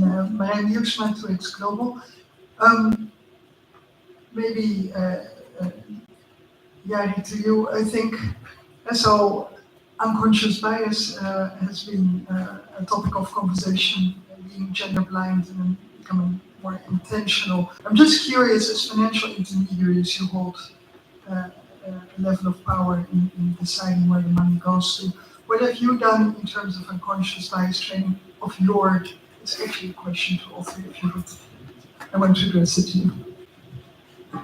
You mean internally within our own company? Well, we still need to do more, to be frank, and maybe linking to the previous topic actually, which was I think a very valid question, and I wanted to add in, but I was too late. Actually, 5 years ago, if I were to have had a child, we would have gotten 2 days of paternity leave in the Netherlands. Right now, that is getting a bit more to sort of somewhat more, let's say, normal practice.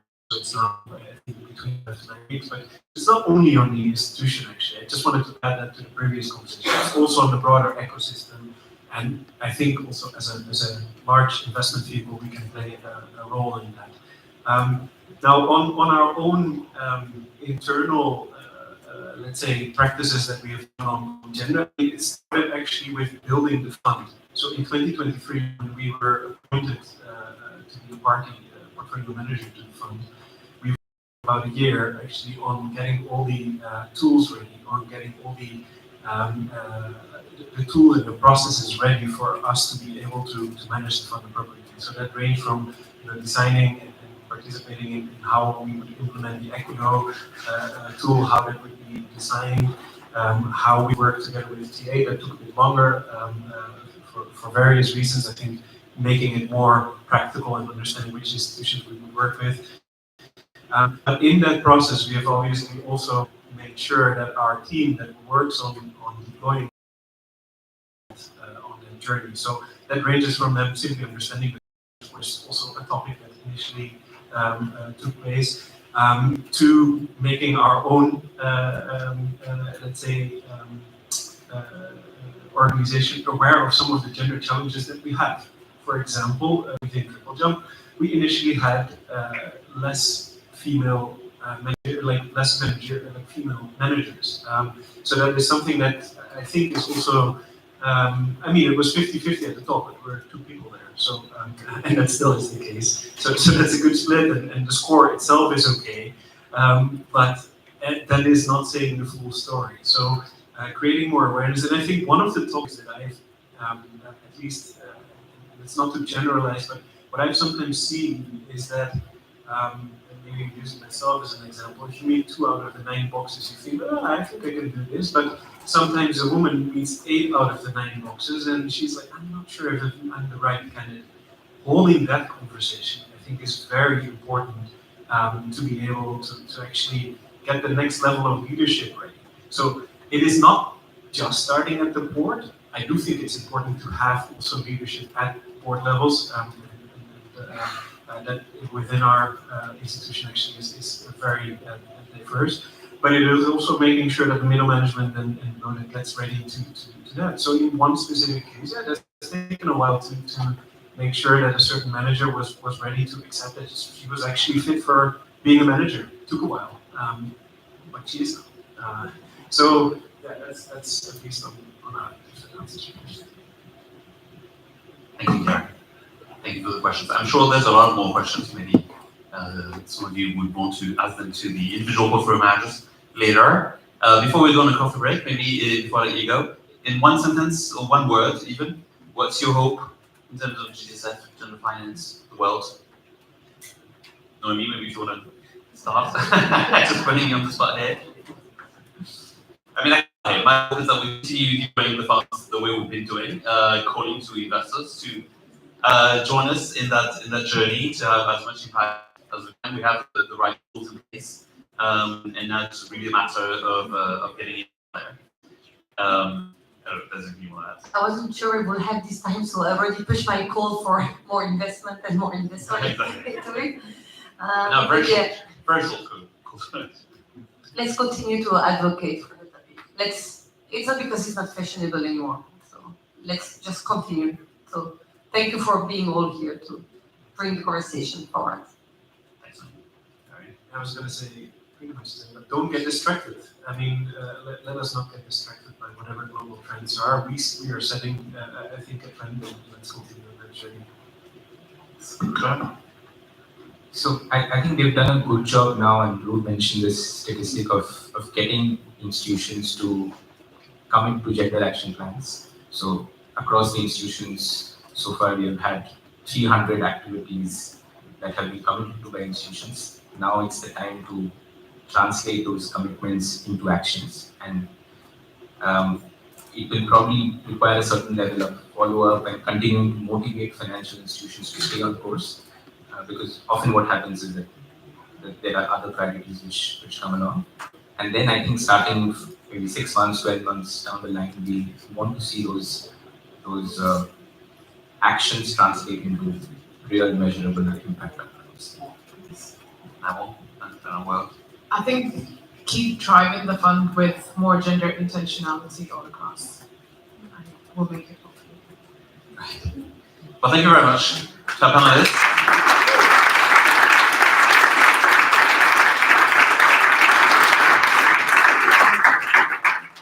So now I'm sure you're going for coffee. So we'll have a 15-minute coffee break. And when we come back, we have other exciting speakers coming and another panel on other Luxembourg initiatives. So see you all back here in 15 minutes. Thank you very much.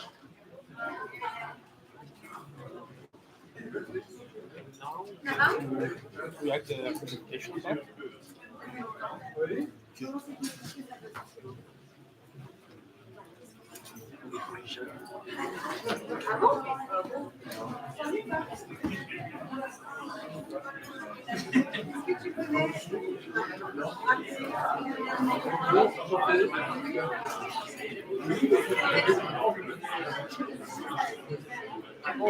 Not the flash.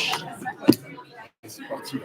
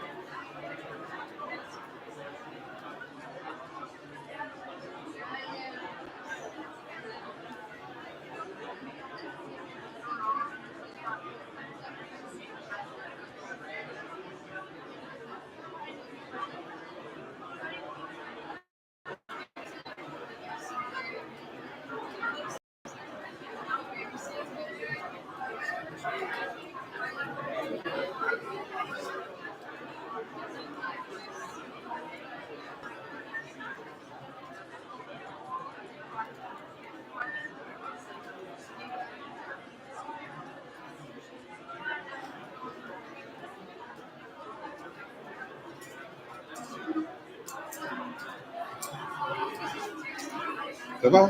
Ça va, et toi? Ouais, super, ouais, ça se passe bien, ouais.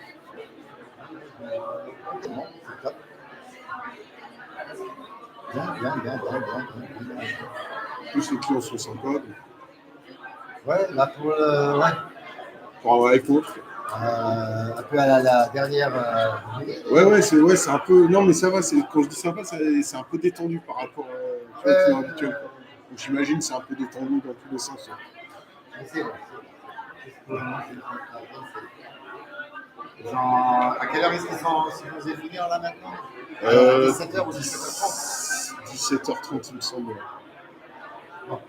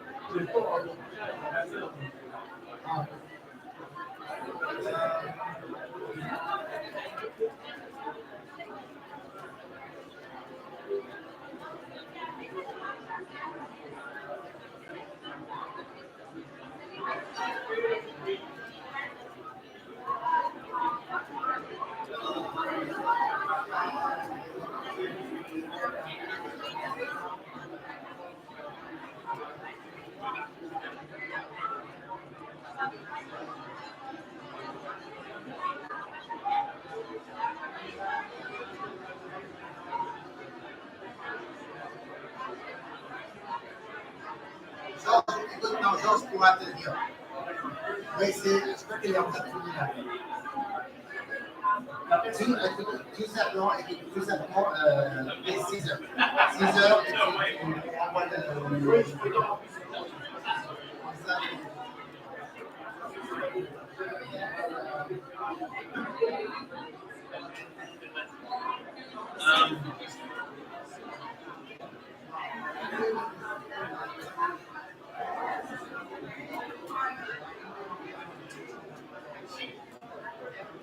Je suis en train de me demander s'il commence pas à faire chaud, si c'est pas mieux de fermer, je sais pas ce que vous en pensez. C'est vous pouvez, monsieur.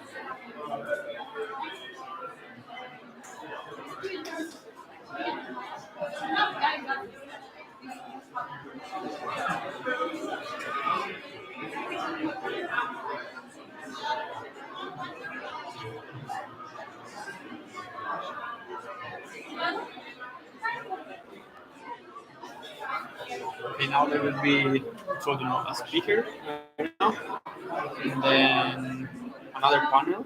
So like the people in the middle speak. Yeah. So we should like turn off again the projector, and then Josh, right? We have each bring the stage side and time. So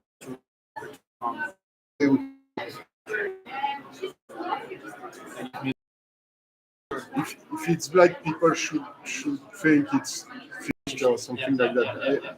I just get the microphones. Yeah, perfect. Yeah, okay. So they can see coffee break. Yeah, perfect. Thank you.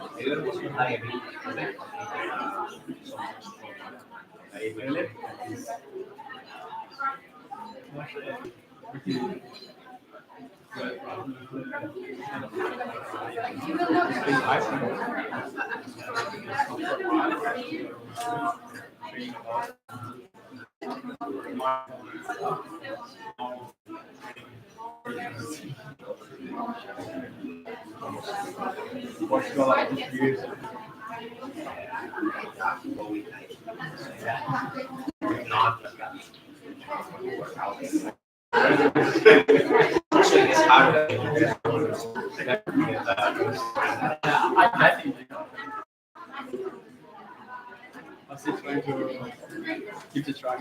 Yeah, as much as you can. Yeah.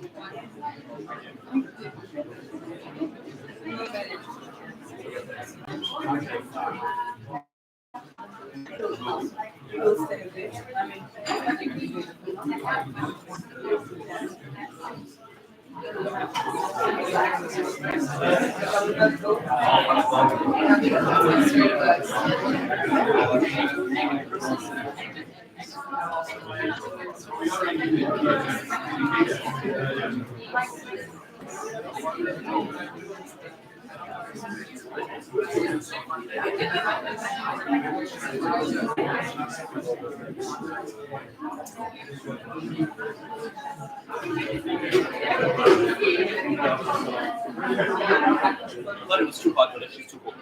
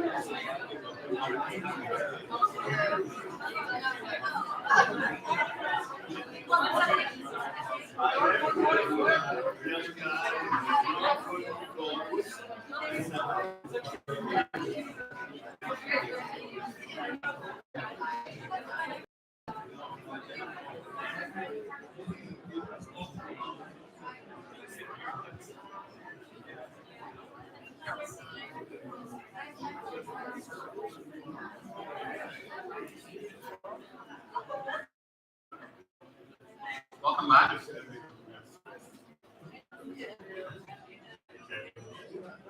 I'm very sorry to have interrupted all the very interesting conversation that we're having over coffee, but be assured that there will be drinks right after. You will be able to continue this, go outside and enjoy the night. So we've had a great first part, I thought. I think we you learned a lot around GGSF and what's being done around gender finance. Now the second part, we'll open it up to all the other initiatives, not all the other, but a few of the other initiatives that are happening around Luxembourg on the topic of gender finance. And to start us off, for this second part, I would like to welcome Charlotte Dancer as an advisor to the Ministry of Finance. She has spent more than 20 years in the field of environmental sciences and climate, including at the Ministry of Environment. And now Charlotte has joined the Ministry of Finance, bringing all this experience on environmental and climate, but also gender topics in those fields, to cover gender finance related aspects at the Ministry of Finance, and in particular coordinating the Gender Finance Task Force. And Charlotte will tell us a lot more about all this initiative that the finance is involved in. So please welcome Charlotte Dancer.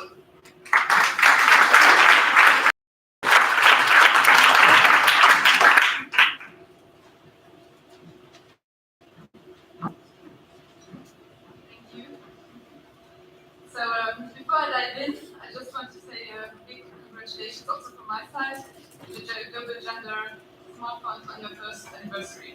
A year ago, you embarked on a journey to champion gender equality, to impactful investing, and as we all celebrate this milestone together here today, I hope and I'm sure you will keep on leading and inspiring and showing the way towards a more equal and sustainable future for all.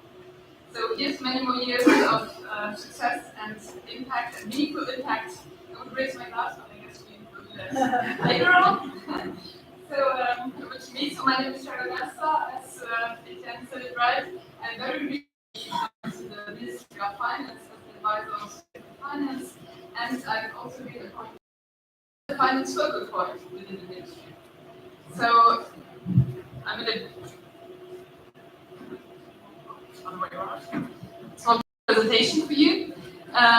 Just to start, 10 years ago, the Ministry of Finance, mainly in collaboration with the Ministry of the Environment, where I was working at that time, took also set out on a journey, on the sustainable finance journey. It was a time around the adoption of the Paris Agreement. Luxembourg had the presidency of the Council of the European Union, and at that point in time, there was a lot of collaboration with the private sector, and some very important initiatives were born in a couple of years after, like for example, the Luxembourg Climate Finance Platform together with EIB, International Climate Finance Accelerator with Impact, and also the Forestry and Climate Change Fund. And in parallel, the private sector also took on this journey, for example, with some pioneering creating their first climate fund, and also the Luxembourg Green Exchange was created at that time.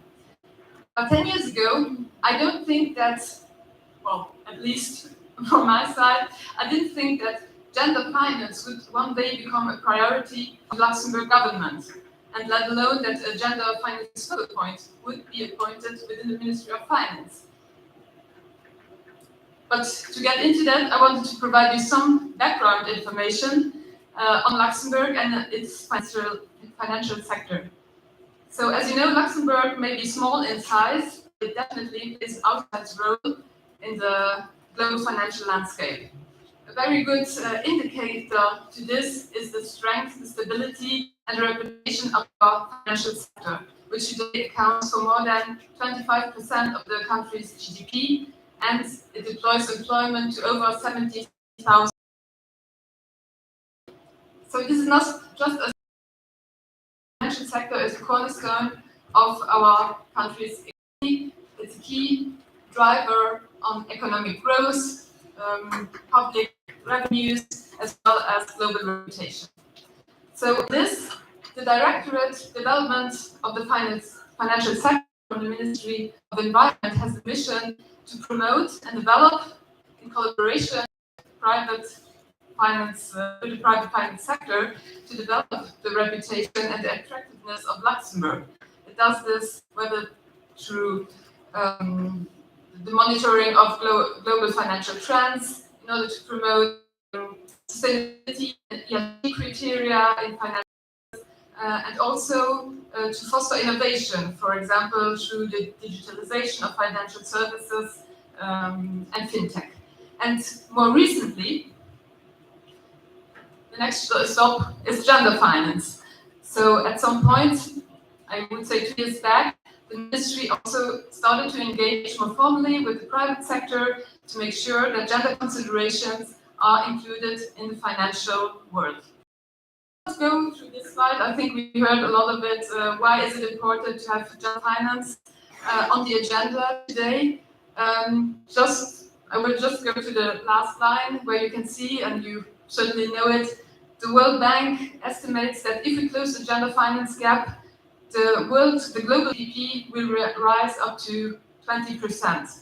So we can say that having women in finance, gender finance, it's not just an opportunity, it's really, it is an opportunity that we no longer can afford. So, see the two slides, trying to do it different, but it's a problem. So, and that's exactly why the Luxembourg government has decided to include gender finance in its 2023 coalition agreement. As you can see, I took some text out of it. It says, supporting gender finance initiatives, encouraging investments that incorporate gender considerations. It also talks about supporting women leadership in the financial sector. But just to be clear, gender equality as such has always been a priority from the government. And it's the Ministry of Gender Equality and Diversity that is on the forefront of those actions. Gender equality and inclusive finance has also been integrated in the strategy of the Ministry of Foreign Affairs and the climate finance strategy of the Ministry of Environment. But to have the gender finance component now in the coalition is really quite new. Now over to the Ministry of Finance. So we also included, and you see it on the right, the right of your slide. It's one of the actions of our 10-point action plan on sustainable finance, so to become a center of excellence in gender finance. And how are we going to do that? Well, I will tell you a bit about 2 initiatives that the ministry has launched in the last couple of years. And I will also tell you about one partnership that has also been launched with a very dedicated actor in the field, and they are also present here in the room today. So we start with the Women in Finance Charter. I don't know if you already heard about it. It's mainly a voluntary framework that's open to all regulated financial service firms that are based here in Luxembourg. It has been launched by 6 funding members that are listed on the top of the slide, and is also supported by the LSFI, the Luxembourg Sustainable Finance Initiatives, who is serving as a data partner. So within the charter, financial organizations have to commit to a set of objectives. They need to promote women in finance through all the levels of leadership. They also need to fix internal targets, and they have to appoint an accountable for gender equality within the organization, and they of course need to report on their targets and afterwards also on the progress that is made, because yearly there will be an annual report where we can see if or if not progress has been made. So as for today, 80 financial institutions have signed the charter. We are actually covering half of the sector's workforce. I think at this point we can all agree that 50% is not enough. If you want reliable data, we need to increase this number and increase the number of signatories. Because why is the charter important? Of course, it's important for the signatories because they can increase their visibility, they can increase their competitiveness, they can have access to a network of leaders and share best practices. But it's mainly important because of the data collection, and it has been pointed out before, the data is really important. So with the Women in Finance charters, we are able to have this baseline, see where are we today, where are organizations today, and what better data is there than the one that you get from the source. And so it's really important that we have new signatories, new commitments in order that we can measure and drive change. So this is also a call to you out there. If you maybe would be or could apply as a signatory, please don't hesitate to reach out to the Ministry of Finance or to the funding members if you want more information on that. Well, one important point that I didn't say, and it's written on the screen. So we saw that in the last report, we saw that women cover 50% of the financial sector workforce, which is really great, but still only 30% are in leadership positions. And we saw it before, an inclusive and gender balanced organizations is more likely to grow economically and have more success. A second initiative that was also launched by the Ministry of Finance is the Luxembourg Gender Finance Task Force. So here we are talking about a very diverse group of representatives of the financial sector that come together under the lead of the Ministry of Finance. They are acting, they have a mission to identify opportunities in gender finance into pillars. So the first one is the Women in Finance pillar, meaning that we are working on the promotion of participation and progression of women in the financial sector. And the second one is Finance for Women, which is more dedicated to develop tools, services, products that are tailored to women's needs. So the task force is supported by 7 working groups. They are all composed of participants of the private sector. Today we count approximately 45 organizations, associations, and also organizations, companies that are taking part in the Gender Finance Task Force. They are all working on one of the 7 working groups, which you can see here. I really encourage you to check out the Gender Finance Task Force website because all information is on it. For example, the working group concentrated on the elevation of women to lead in finance has already produced some output. We have the brochure on networking and produced a document regarding the definitions of mentorship and sponsorship within an organization. There will be a series of podcasts that will be launched interviewing women in leadership positions, and a lot of work still is going to be done also on the development of innovative products in the financial sector. So here's a call again. We are always open to have new members joining the task force, the working groups. If you are interested, to reach out. There are also some people in the room today. Laetitia was the chair, well, is the chair of one of the working groups, the one on definitions. We have Caspar in the room, who's also chairing the worker group on innovation. Heather is here from the task force, so don't hesitate to reach out if you want more information. And yeah, please check out the website. Then also one partnership, one with 2X. I picked that one out specifically because I think it was, I should have talked about this first because it was actually launched before the other initiatives. So 2X has become a partner to the Ministry of Finance in 2022. We are now supporting them on 3 of their core programs, the 2X Challenge, the 2X Ignite, and the 2X Certification. Our support has also been extended to the 2X Gender Bond Certification that has actually been implemented by the Luxembourg Green Exchange. So here I would like to make a call. Tomorrow will be another event.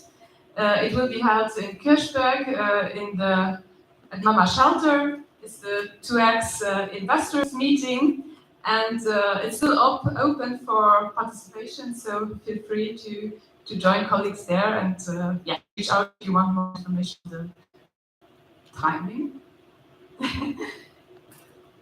So I know that was a lot, but as you see, the Ministry of Finance is very committed and dedicated to advance the finance topic together with the private sector, of course, because alone we couldn't do it. So we pretty much rely on the expertise of each and every one of you in the room. We are very open to exchange with you, to get new members, as said, and yeah, feel free to reach out to us. Yeah, that's all from my side, and I leave the panel to the floor to the next panelist. Thank you.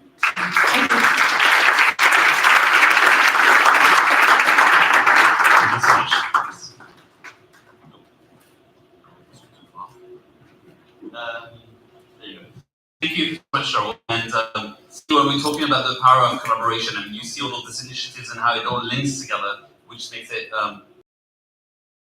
also, it's great that we are all in conversation, which will now be represented by our next panel. You will see when we hear about Global 2X Ignite and the other initiatives that are happening around Luxembourg. So I would like to welcome our panel participants.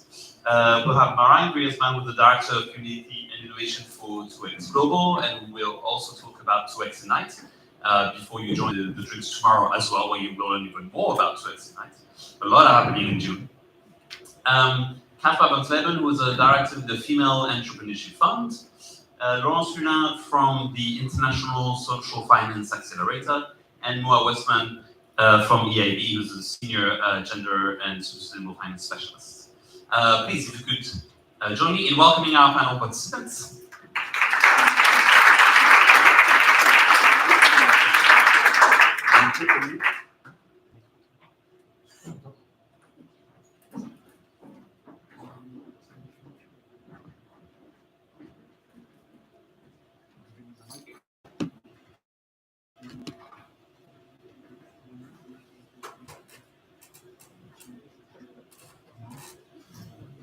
So, another set of talking heads, people. Are you still awake? Good. I hope we will be able to entertain with more than that, to give a couple of very concrete examples of what we are talking about. I have 2 sets of questions and thank you, Etienne, for introducing the panel. I think that makes the moderator task easier. But I will ask the panel to be brief so that we can also hear from you and take your questions. So I'll be prepared to put your hand up and ask the things that you are wondering about. We've heard about GGSF. already when we have heard about the statistics in Luxembourg, it made me smile to hear from you 50% of women in the financial sector in the workforce and 30% of leadership. I was thinking that makes you just make the 2X criteria, but we've kept them very. It's the floor of what good looks like, kind of 30% in leadership. But I just wonder if you would pass the GGSF criteria. Anyway, so we were asked to put a spotlight on a few initiatives that are taking place, I should say, out of Luxembourg, because if they would be limited to Luxembourg, I think the discussion would be very, very, very short. So you will find us quickly making a bridge from Luxembourg to the world in these conversations. I'm trying to think if I'm going to speak first, but I'm going to speak last about the work that we do. I think, Caspar, I would like to pass the mic to you, proverbial mic, you have it in your own hand, but to maybe very briefly introduce, so you've heard your name and who you work for, but what it is you do and then how you do it. So the topic of this conversation will be product, how we do it, product perspective. Caspar. Thank you very much. And I'm here to talk about the female entrepreneurship. We are at Investing for Development, we are a blended finance platform, mostly with the Luxembourg government, and one of the sub-funds promoted is the Female Entrepreneurship Fund. I'm really a placeholder here because the fund manager, Chiara Pescatori, is in Frankfurt discussing at SBTF of performance standards and gender, very concrete how-tos, so I'm sort of filling. Let me, maybe before I say 2 sentences about the FEF, let me say, as Female Entrepreneurship Fund, it is really, really great to have a much bigger system. And the much bigger system clearly is the GGSF, and because of all the work it's been doing in creating visibility, creating standards, creating sort of marketplace around this idea, it helps us as a smaller fund a lot because it really focuses on global competition. It's quite visible, I think, and that is a great accomplishment already at the first anniversary. So I would say also very, very much congratulations to having achieved that from our side as a really much smaller system.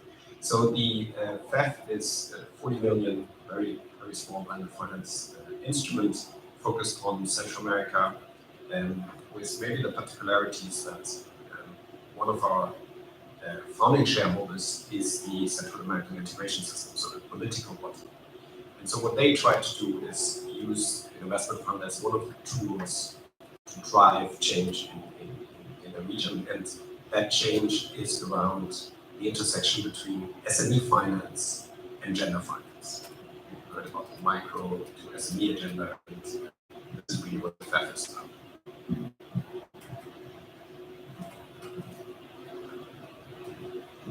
You promised to be short, it's appreciated. Thank you. So that brings us, thank you, that brings us to you, Laurence. And we would love to hear from you. You work with early stage companies. Maybe a few words on what it is you're doing and then how the products that you are working on. Yes, good afternoon everyone. My name is Laetitia. I'm the program director at ISFA. ISFA is the second initiative from the Accelerating Impact program. The first one was launched approximately 10 years ago through the World Sustainable Roadmap. So the idea was to create a private-public partnership. So as you mentioned, private-public is really aligning and reinforcing each other in Luxembourg to accelerate first time fund managers having a climate impact for the ICFA and a social impact for ISFA. So what does it mean clearly? So each year we are supporting 4 new fund managers that are having not launched yet their fund and are looking for support through trainings for financial support, but also through coaching to have a real impact in their geographic zone, because we are geographic agnostic.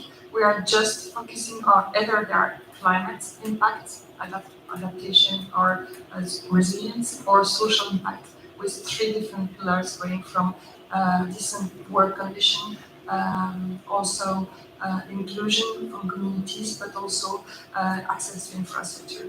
And it's where, for us, it becomes obvious that we also need to add some kind of gender lens training and layer into this mix. Also to provide an opportunity to these emerging fund managers to adapt their investment strategy, but also their product to also meet, especially when we are talking about inclusion. Thank you. And then, so just Kaspar was, I think the Female Entrepreneurship Fund is focusing on Central America. Your focus is more global. And then to take it to the next level of impact and reach, MOA EIB, what do you do? And can you talk about a few of the products that are relevant to our conversation today? Thank you so much, Mariah, and a pleasure to be here. Indeed, we have the privilege, but also the challenge to invest in both private and public sector in the EU and beyond. So the scale is big of what we do. When it comes to our gender lens investing, as we heard today, one of the key vehicles is, of course, investments through funds, local banks, and microfinance institutions, providing access to capital for women entrepreneurs, and where we have seen a big impact and scale both inside and outside of the EU in the past couple of years.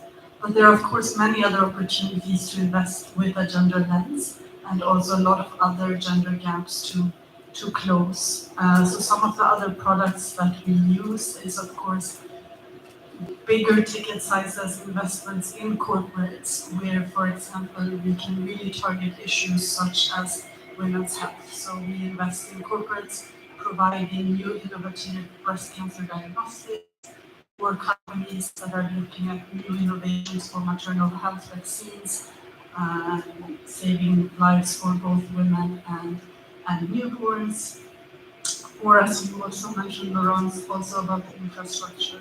So there are other gender gaps around access to labor markets and employment that are due to not having access to care facilities, clean energy, or water. So it's important to also invest with a gender lens in those type of infrastructure products or projects, and really providing more capital to elderly care and child care investments.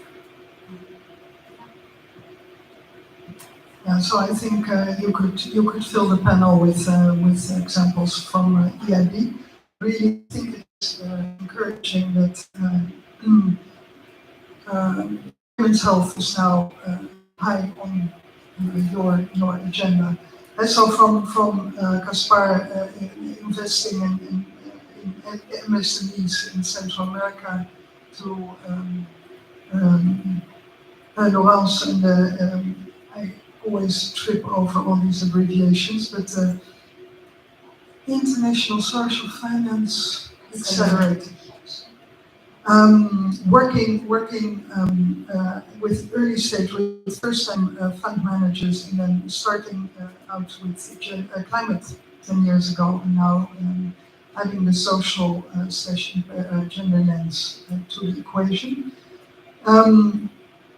Maybe Moa, as I give the audience time to think about their questions on this product perspective before I move on to the next round of questions and the last round of questions. So this is going to hinge on the participation of the audience, so you know.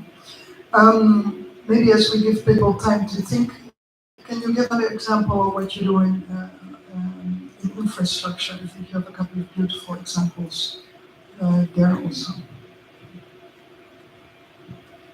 Sure.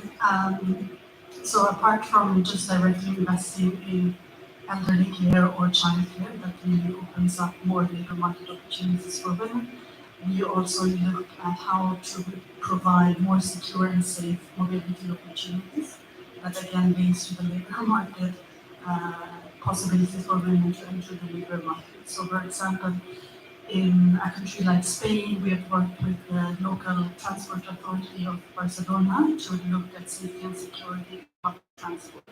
So here, gender-based violence is the most common reported incidents in terms of violence or harassment in the public transport in Spain, and it was clear that it is women or the LGBTIQ community that are, the most people that are reporting these type of issues. So in such instances, we would work with the public sector clients in this case to think about how do we address some of these concerns. We do focus group interviews with women with LGBTIQ community. What do you need? What would you like to see in these new transport systems to make them more safe and secure for you? And it's often not about increasing, more security personnel or more cameras, etc. Many of the communities that you interview talk about more sensitization and awareness and safety campaigns and much more soft measures. So a lot of effort goes into that, and then as well as more hard infrastructure solutions like better lighting or how to do the last mile transportation between and local, because often maybe the platforms are very well lit, or to get from your station and to your home, that's another challenge. Yeah, thank you. What we have in common on stage is that we are either incorporated or based in Luxembourg. That also goes for TUEC. TUEC Ignite is a warehousing facility for the African continent that is Luxembourg incorporated. What we do is we try to get more women into private equity and venture capital by providing working capital, warehousing capital, and I think you, KFW are investing in employers in the room. We are so grateful for the first lost tranche. However, it came with, and we need impact to help navigate. So thank you, Siga, for keeping us on track from a governance perspective. We're very happy to have announced our first close in December last year. The Americans are part of our investor base, so we were glad to be able to close in December, as you imagine. As I promised, I would open the floor up for questions. Over to you. Yeah.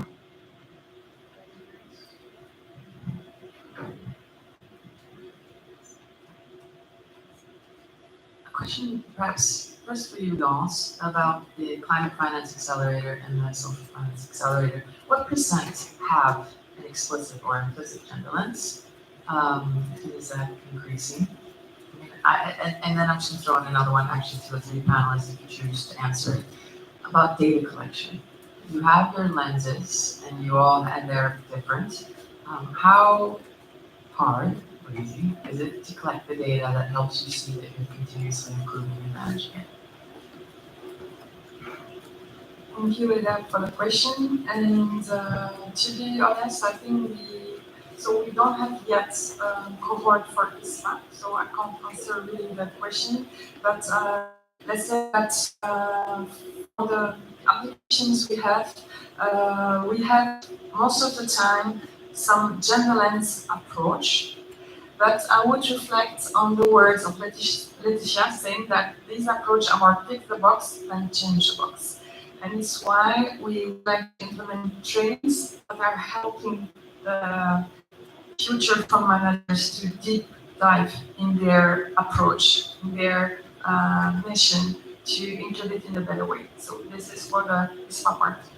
For the infra part, as we have a lot of infrastructure but renewable energy, women are fairly underrepresented beyond finance. That is clearly women-led, women-focused, women-oriented, looking at needs, but also collaborating, coordinating to build their own technical assistance to tailor the product to their needs. So I think it would be the one-off small fund, because a small size fund yet, that is really looking at not only gender lens, but with a real focus and with a real mission around women in every design, from investments, from Investi Lumpia fund is related to women.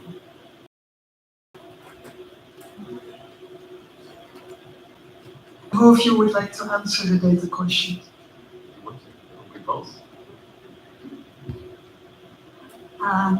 On the data piece, what has really helped us is to use the 2x criteria, especially with the work with our financial institutions and banks. So we have used the 2x criteria to get reporting on the type of SMEs that we are reaching.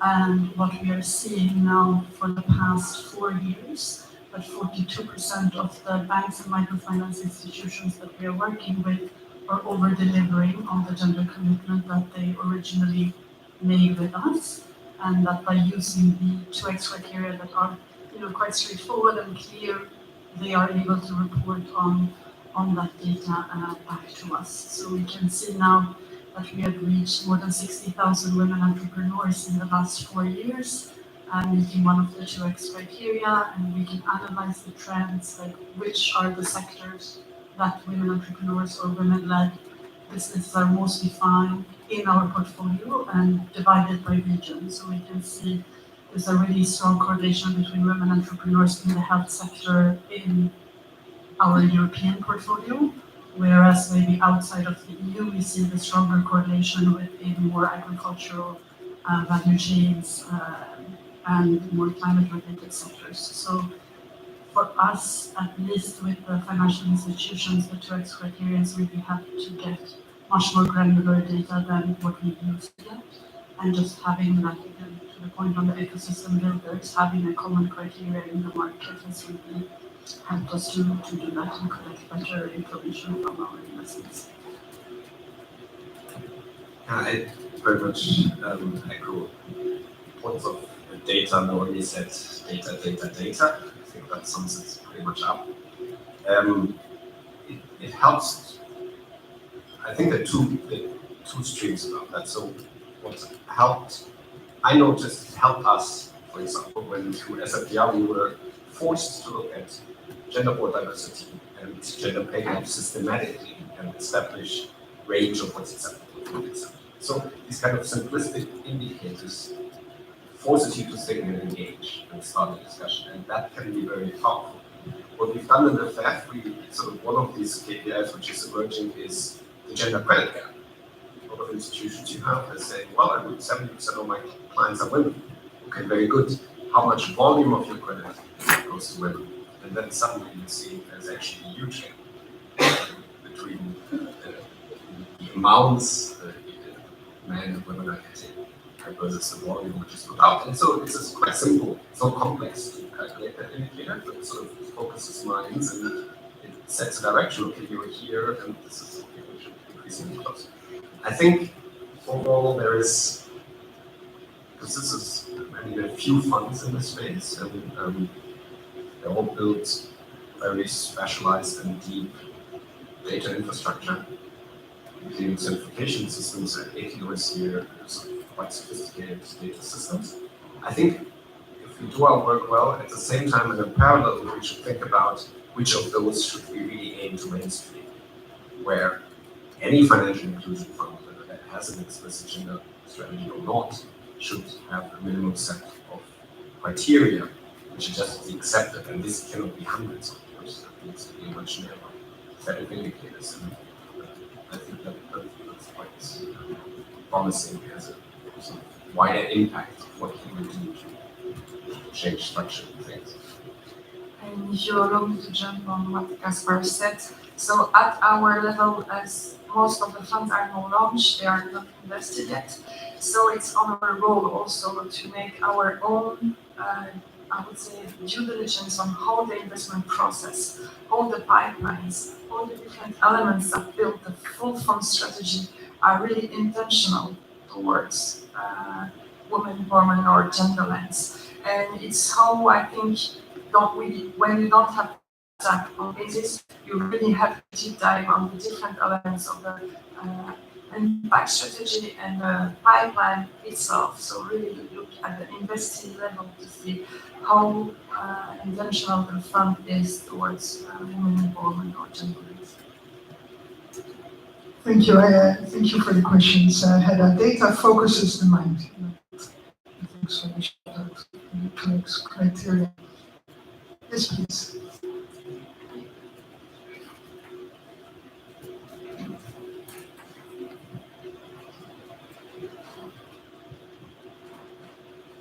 Hi. Thank you for, especially from the idea, I thought it was very interesting to hear about your more holistic view to gender lens investing. And I was wondering if you could share any insights to what limitations you see to the private sector replicating and scaling up your more holistic approach, and any suggestions you might have for how they could overcome those challenges. For instance, even in Luxembourg, when we talk about public transportation, for instance, we have politicians who very easily come to propose more citizens, more police force, more hard measures rather than more self-training. For instance, as you mentioned, perhaps capacity, technical training to the bus drivers to how to manage these situations or to how to more discreetly escalate these issues. So now I think how the public sector can inspire the private sector. And maybe building on that, my last question to all three of you, but maybe you want to briefly address this, how the public sector can inspire the private sector. A question and go into how, because I think this is a beautiful elephant in the room. We talk about it, and people have mentioned it, tiny bit, parts of the elephant. But I never thought, really never thought that there would be backlash against the work that we were doing. I just thought it would take a while before we convinced the world that we overlook the potential of half the world. It seems it is possible to make one step forward and take two steps back. I think that is where we are currently globally. So my last question to all three of you is, how does that affect you, or what do you see happening because of our one step forward, maybe three steps back situation? Moa first. Over to you. Yeah, maybe one solution or what we are seeing working quite well is when you have the opportunity obviously to blend the finance. So when you can mix the public investment with the private capital. And as you say, not only look at maybe always the hard investments, but also the soft part. So where you have an opportunity to have a grant component that can really do, more of the technical assistance and the expertise building. It's maybe not always that we have the opportunity to have a mix of all these kind of capitals, but that's definitely one area that we see working quite well when we work with private sector clients, but even with public sector clients that are not very good. Because to be honest, also in the public sector, you have very different type of audiences, type of ministries, type of projects that we are financing. So you'll find similar challenges also there. So yeah, I think possibly the blended finance and having a broader coalition and stakeholder partnerships in this type of investments. Can you global backlash? I thought I would come back to that later. Well, I think for us, we really see the global backlash is there. We see it in the global narrative, in the debate, we see it among some of our clients. For us, it's really important to stand firm and just reconfirm our commitment to gender equality as a human right, as an investment opportunity, and something that we are supporting. And it's not the time to step back, whether and finance that's also facing a batch at the moment. So yeah, I'm just happy to be at the institution where I'm at the moment and having support from the top management, from our president, and from the broader ecosystem here in Luxembourg as well. Yeah, I mean, that is lucky because that's not always a possibility. We are organizing a 2X Global Summit together with the Asian Development Bank, and we are definitely going ahead, and it's happening 2 to 4 September in Manila. And please don't be too public talking about gender. Sorry, what? So why? Because, you know, they are deeply dependent on the US funding. So we're trying to be pragmatic without compromising.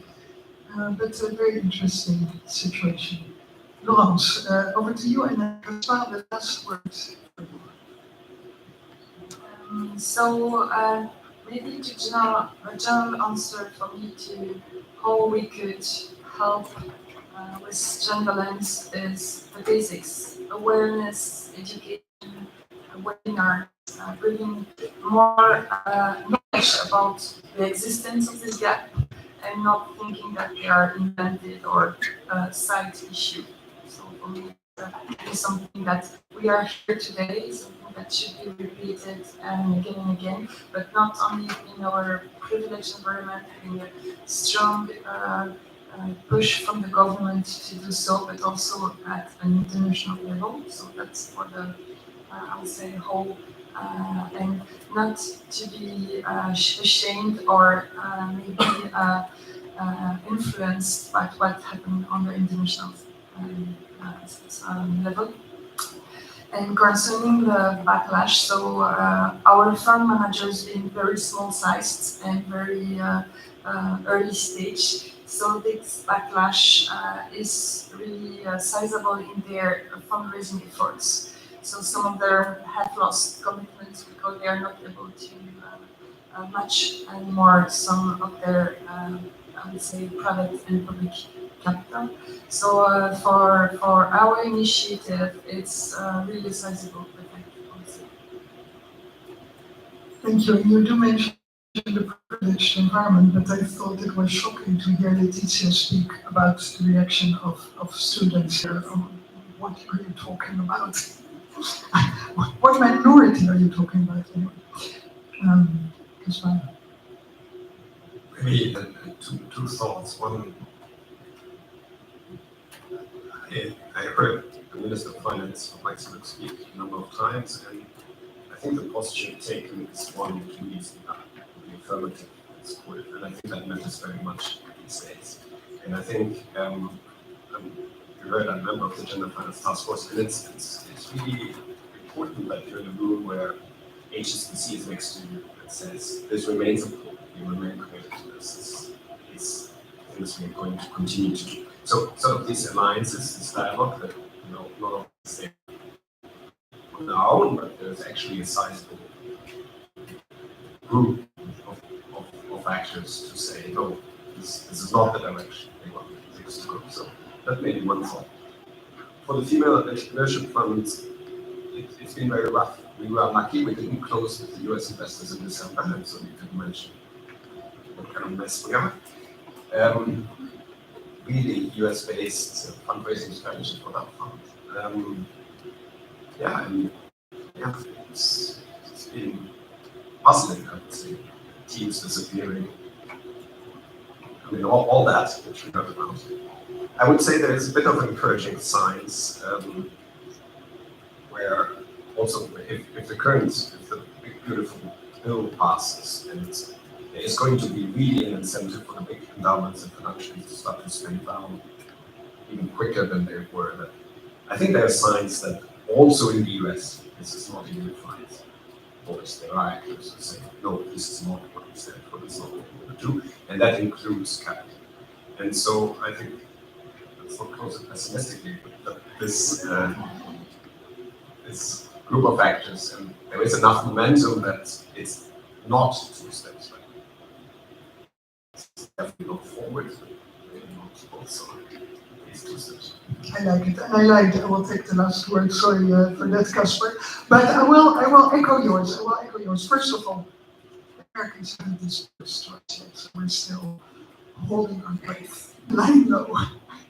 And so, as far as you can lie low by talking on stage.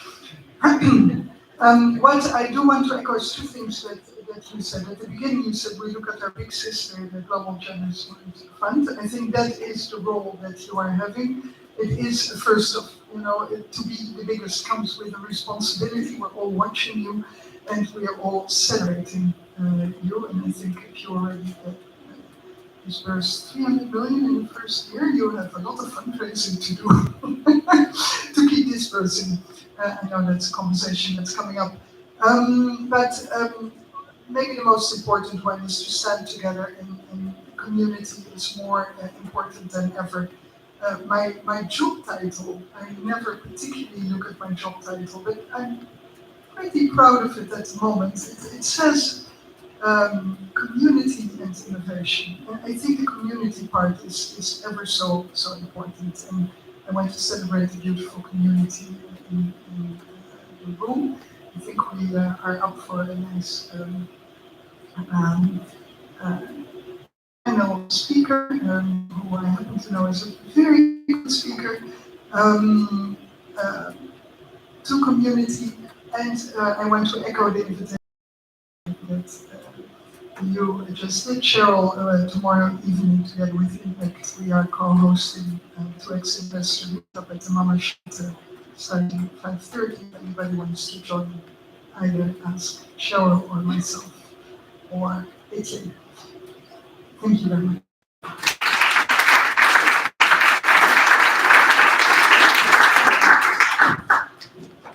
Thank you so much to all 4 of you for sharing these insights on what's going on in Luxembourg and your hopes and fears for the future. So we learned a lot today, a lot of information, a lot of opportunities, a lot of challenges. And so to help us make sense of it all, I will, not too much pressure, to last closing speaker for today, Hedda Muller, who's the founder of time.org, and support towards positive social and environmental impact. Hedda is also an front and organization with a focus on social inclusion, gender investing, and climate change financing. And we are very lucky at Impact to have Hedda as an independent director. So please welcome Hedda Muller.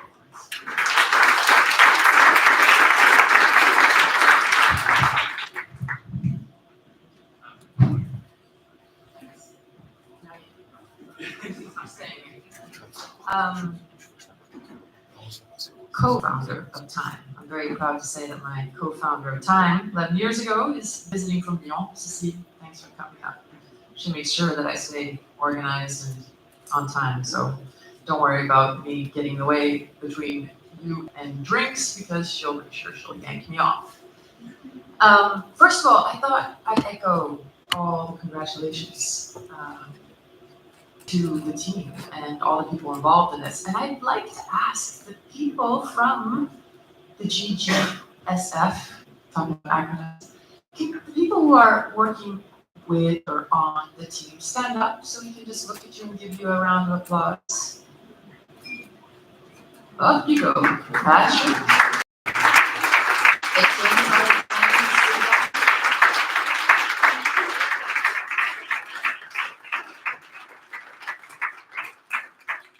You should be so proud. So proud. Congratulations to you all.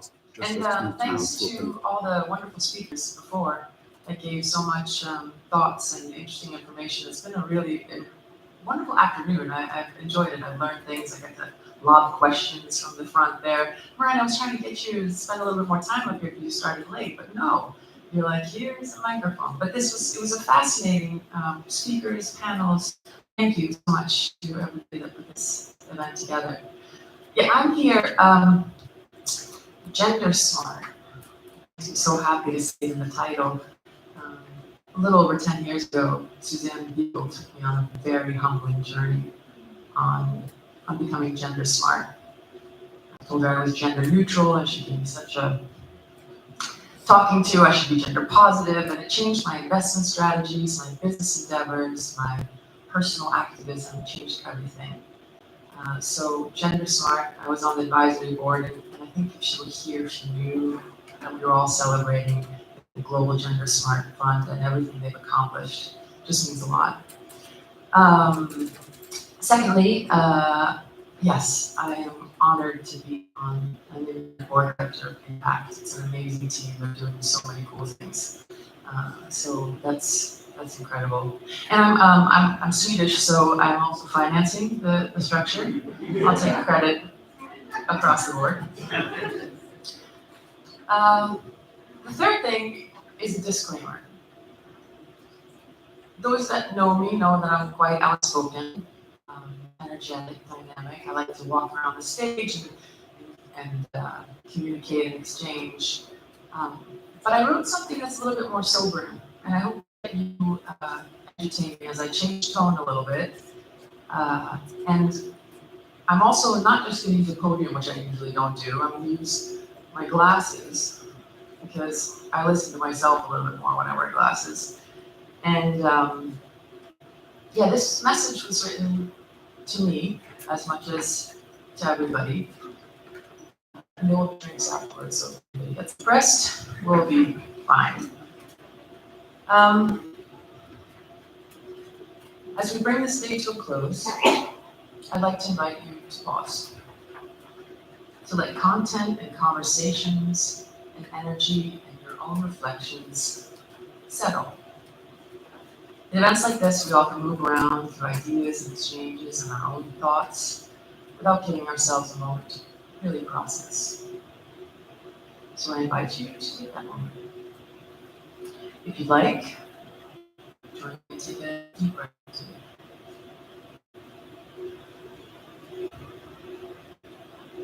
Soften your gaze and look at an object that catches your attention. Or close your eyes if you prefer. Let your body settle and let your thoughts land. What's present for you? Do you feel fatigue? See tensions? Perhaps hope and excitement? Perhaps a mix of all. Can you find something steady and comforting within? A feeling, a sensation, a memory, something that offers you safety or clarity. I'd like you to focus in and hold that. Hold on to that. I'm going to take you through a few provocations. And welcome you back. Number one, now is the time to anchor to your hopes, your convictions, your community. We live in a volatile, uncertain, complex, and ambiguous world.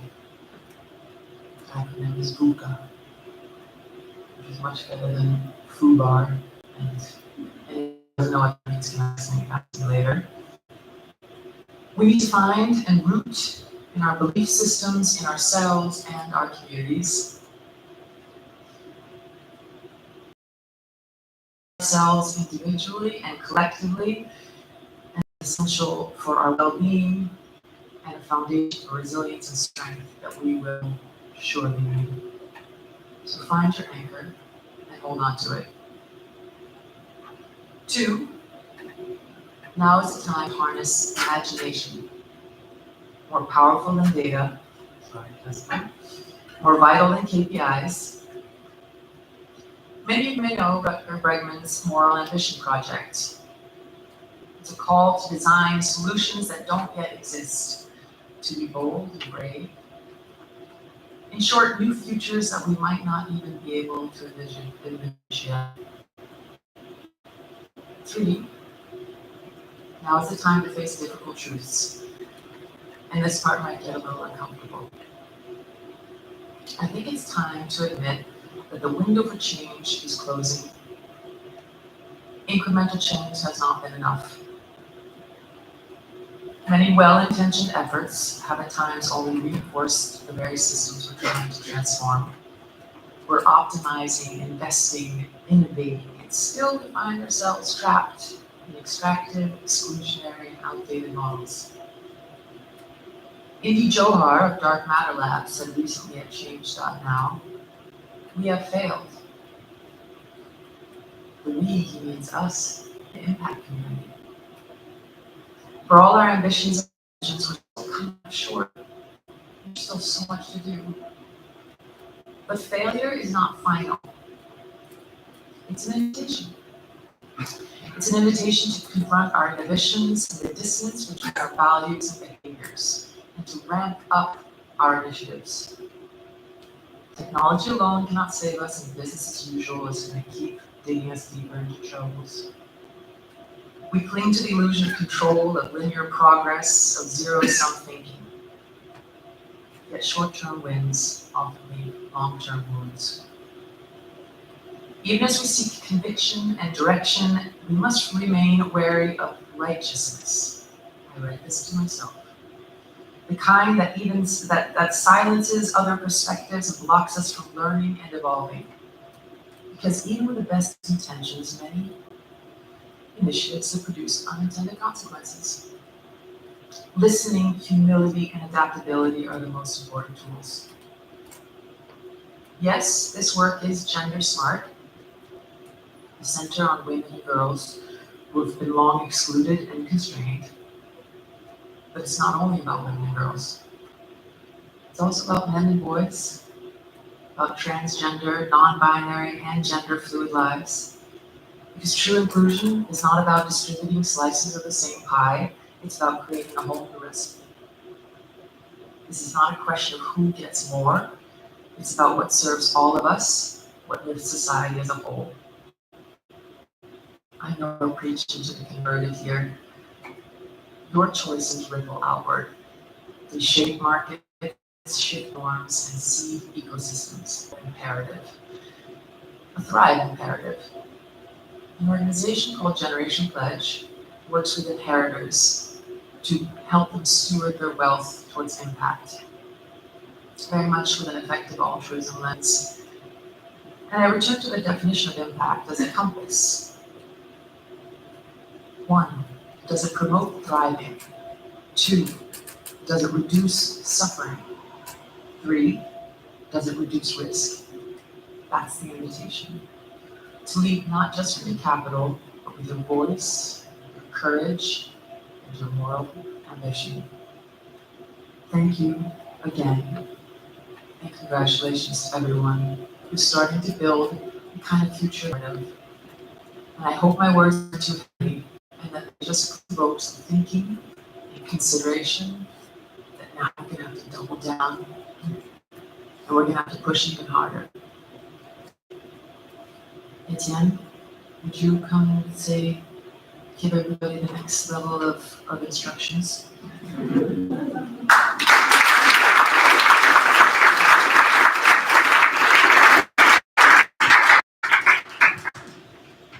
Thank you so much, Heather, for this inspiring speech. Out this very interesting afternoon. I'd like to thank everybody, so all the speakers and panel participants, who contributed to making this afternoon so interesting. So maybe we can give them another round of applause, please.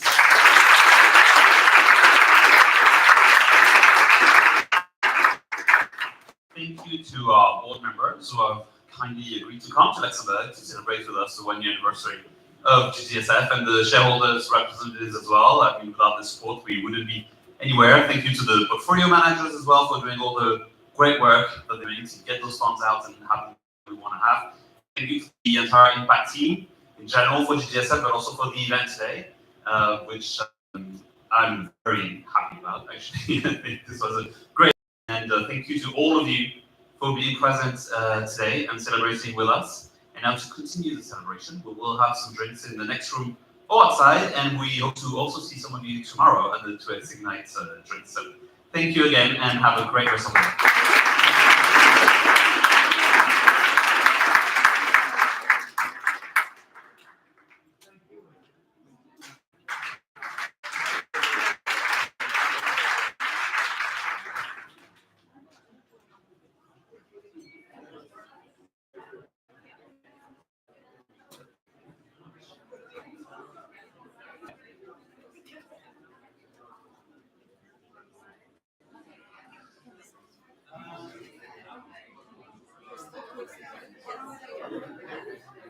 Ça va? Ça va et toi? Ça va, ça va, ça va. Allez, une chose de faite, maintenant le flash.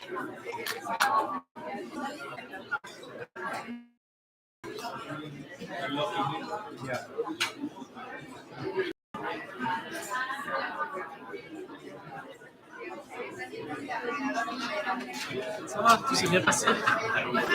Ta télécommande elle porte plus très loin. Pardon? Ta télécommande elle porte plus très loin. Non, les non, c'est films pas ça, non, pas du tout. Non, c'est que c'est pas prévu pour faire ça. Non. Ah, normalement, tu sais, un vidéoprojecteur, il faut qu'il allume, normalement, tu ne t'en plus, quoi.